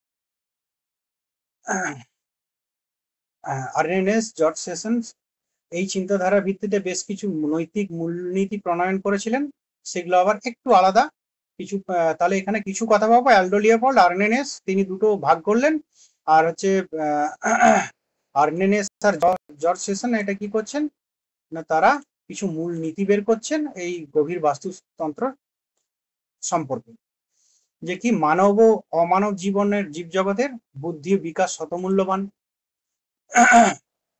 তারা কি ধরেছেন, তারা অমানব যারা আছে, অমানব যে জগৎ, প্রাণী জগৎ, উদ্ভিদ জগৎ, তাদেরও কি করেছেন, যে জীব জগতের বুদ্ধি ও বিকাশ শতমূল্যবান, তাদেরও বুদ্ধি বিকাশ হয় এটা তারা ধরে নিয়েছেন, এবং তারাও কিন্তু তাদেরও মানুষের মতোই কিন্তু বুদ্ধি বিকাশ হয়, এটাও ধরা হয়েছে। সেই হিসাবে বলা হয়েছে মানব ও অমানব জীব জগতের বুদ্ধি ও বিকাশ শতমূল্যবান। আর জীব বৈচিত্র্য হ্রাসের অধিকার মানুষের নেই। মানুষ কি করে, যথেচ্ছ জীব ধ্বংস করে চলেছে। হ্যাঁ, আমাদের পৃথিবীতে এখনই দেখতে অনেক স্পেসিস কিন্তু নেই, আমাদের নিজেদের কুকর্মের ফলে, পরিবেশের উপর অত্যাচারের ফলে অনেক প্রাণী কিন্তু আজ বিলুপ্তি প্রায়, অনেক প্রাণী বিলুপ্তি হয়ে গেছে। আর বর্তমান মানব সম্প্রদায়ের অতিরিক্ত বিস্তার পরিবেশের জন্য হানিকারক, যে আমরা তো দেখতে পাচ্ছি। আর পরিবেশ ও জীববৈচিত্র্য রক্ষায় মৌলিক নীতিগত পরিবর্তন জরুরি। কেন জরুরি না, এটা যদি কঠোর নিয়ম কানুন যদি পরিবেশ এবং জীববৈচিত্র্য রক্ষায় না করা হয় তাহলে কিন্তু পরিবেশ বা জীব ধ্বংস হয়ে যাবে, পরিবেশ ধ্বংস হবে, এবং অনেক জীব জীব অর্থাৎ অনেক প্রাণীও ধ্বংস হয়ে যাবে। এটা হচ্ছে কিছু মূলনীতি। তো যাই হোক, এরপর আমাদের এই পর্যন্ত। তাহলে মূল কথা কি হলো, একদম পয়েন্ট ওয়াইজ বলে দিই, যে অ্যালডো লিওপোল্ড তার মূল কথা কি, যে প্রাকৃতিক সম্পদ প্রকৃতিতে কেবল সম্পদ হিসাবে নয়, আত্মীয় বা অংশীদার হিসেবে দেখা, প্রকৃতিকে কেবল সম্পদ হিসেবে নয়, আত্মীয় বা অংশীদার হিসেবে দেখা। যে 4 ভাইয়ের উদাহরণটা দিলাম, যে অংশীদার সমান হবে, যেমন সবাই অংশীদার হয়, সেরকম আমাদের দেখতে হবে যে আমাদের সম্পদ, আমাদের শুধুমাত্র ইউজ করার জিনিস কিন্তু প্রকৃতি নয়, প্রকৃতির আমরা শুধুমাত্র একটা অংশীদার মাত্র। আমরা অংশীদার ভিন্ন, অপর কিছু নয়। আমাদের টোটাল প্রকৃতিটা আমাদের নয়, এই প্রকৃতি বিভাজন আছে এবং সবাই ভিন্ন ভিন্ন, সবাই কিন্তু এই প্রকৃতির অংশীদার, এবং সেই অংশীদারের ভিতরে আমরাও একজন। তো এবং জীব ও প্রকৃতির অন্তর্গত ঐক্যের উপর গুরুত্ব আরোপ। কি জীব মানে জীবন, তো আমাদের মানুষ হতে পারে, প্রাণী হতে পারে, এবং উদ্ভিদ, প্রকৃতি, মাটি, জল, বাতাস, এদের সঙ্গে একে অপরের পারস্পরিক সম্পর্ক, এদের ঐক্য বর্তমান। এবং সেটা কি তিনি প্রথম প্রকাশ করেন কি ল্যান্ড এথিক্স গ্রন্থে, এবং এই টোটালটাকে তিনি জমি, প্রকৃতি বা জমি হিসাবে তিনি বলেন ল্যান্ড। এই টোটাল পরিবেশটাকে, মূল কথা পরিবেশটাকে কি ভূমি বা জমি হিসাবে জমি নাম দেন। তো এই এর মধ্যে কি কি আছে, এর মধ্যে তিনি একটা পিরামিডের সাহায্যে দেখান, যেটা আমি দেখাচ্ছিলাম, যে একেবারে নিচে আছে তোমার মাটি, তারপরে গাছপালা, তারপর পোকামাকড়, তারপর কি পাখি ও সাপ, তারপর ভাল্লুক ও মানুষ, একদম উপরে আছে মাংসাশী প্রাণী। এই প্রত্যেকটি একে অপরের সঙ্গে সম্পর্কযুক্ত, এবং প্রত্যেকটি নিয়েই পরিবেশ, তাই তো? প্রত্যেকটির একটির যদি ক্ষতি সাধন হয়, তাহলে অন্যটিরও ক্ষতি সাধন হবে। এটা হচ্ছে তার মূল কথা। এবং আরেকটা কি না, এখানে নীতিবিদ্যার, তার জমি নীতিবিদ্যা বা ল্যান্ড এথিক্সের তিনি দুটো বৈশিষ্ট্য উল্লেখ করেছেন, যে একটা হচ্ছে কি দূরদর্শী বা পরিণতিমূলক যুক্তি, যে যদি আমরা জমিকে ক্ষতিগ্রস্ত করি, এই পরিবেশকে ক্ষতিগ্রস্ত করি, তাহলে পরোক্ষভাবে কি মানুষেরই ক্ষতি হবে। আরেকটা কি শতমূল্যের যুক্তি, যে পরিবেশের নিজস্ব শতমূল্য বা নৈতিক মূল্য রয়েছে, যা মানুষের শ্রদ্ধার দাবিদার। কেন মানুষকে সেটা শ্রদ্ধা করা উচিত? কেননা মানুষ এখানেই জন্মাচ্ছে, এখানেই বৃদ্ধি লাভ করছে, এখানেই মৃত্যুবরণ করছে। মানুষের জন্য পরিবেশ বেছে নেই, বরং পরিবেশ মানুষের জন্য, সরি, মানুষের জন্য পরিবেশ বেছে নেই, মানুষ পরিবেশের জন্য বেঁচে আছে। বোঝা গেছে? তো যাই হোক, এখানে আর দুটো উপাদানের কথা তিনি একজন ব্রিটিশ দার্শনিকের উপর কিছুটা তার প্রভাব নিয়ে তিনি দুটো উপাদানে বিভক্ত করেন। আমরা যদি টোটাল পিরামিডটাকে দেখি, আমরা দুটো উপাদানই পাবো, জৈবিক উপাদান, অজৈবিক উপাদান। জৈবিক উপাদান কি সবুজ উদ্ভিদ, প্রাণী ইত্যাদি, অজৈবিক উপাদান মাটি, জল ইত্যাদি। আর এটার এই পরিবেশকে সুস্থ রাখার প্রসঙ্গে তিনি তিনটে বিষয়ের কথা বলেন: অখণ্ডতা, স্থায়িত্ব, সৌন্দর্য। এই প্রত্যেকটি, যেগুলো আমি এই ছোট ছোট করে দিয়েছি, এগুলো প্রত্যেকটি ইম্পর্টেন্ট। কার লেখা বই, কার সঙ্গে তিনি, কার মানে কথার দ্বারা তিনি প্রভাবিত হয়েছিলেন, কার নীতির দ্বারা, হ্যাঁ, তার দুটো স্তম্ভ কি পরিবেশের, তারপর পরিবেশে সুস্থ রাখার তিনটে বিষয় কি কি, এই সকলগুলো ইম্পর্টেন্ট এর জমি নীতিবিদ্যা। এগুলো খুব ডিটেলসে আলোচনা প্রত্যেকটা, কিন্তু একেবারে সংক্ষেপ করে দিয়েছি, এটাই যথেষ্ট। আমাদেরকে এই মূল পয়েন্টস গুলো মনে রাখতে হবে। গভীর বাস্তুতন্ত্র যে ধারণা, সেটাকে কে না, সেটা ডেভেলপ করেন আর্নেনিয়াস। লিওপোল্ডও কিন্তু সেই কথা বলেন, আর্নেনিয়াস একটা পার্থক্য দেখা প্রথম, সেই জন্য আর্নেনিয়াসের কথা এখানে আছে। তিনি কি বলেন, যে শুধুমাত্র মানুষ যে আমাদের ভালোর জন্য, শুধু আমাদের ভালো রাখতে হবে, সেটা ঠিক নয়। এই লিওপোল্ড বলেছেন পরিবেশের সবাই সমানভাবে মূল্যযুক্ত, কেউ কম বেশি না। এটাই তিনি এখানে বলেছেন, যে পরিবেশের সব জীব শতমূল্যবান ধরা হয়। তার মধ্যে কেবল মানুষের কল্যাণ নয়, সমগ্র জীবমণ্ডলের কল্যাণ ও ভারসাম্য রক্ষাই হচ্ছে নৈতিক দায়িত্ব। আর কি এই ভিত্তিতে তার গভীর বাস্তু সংস্থান বা গভীর বাস্তুতন্ত্রের কটা মূল বক্তব্যটাকে আমরা ধরতে পারি। এটা হচ্ছে মূল বক্তব্য: পৃথিবীর সব প্রাণী ও উদ্ভিদ স্বতন্ত্র, শতমূল্যবান, জীব বৈচিত্র্য এবং প্রাকৃতিক প্রাচুর্য রক্ষা করা মানুষের নৈতিক কর্তব্য। মানুষের সংখ্যা ও প্রযুক্তিগত উন্নয়ন জীবমণ্ডলের ভারসাম্যের সঙ্গে সামঞ্জস্যপূর্ণ হতে পারে বা হতে হবে।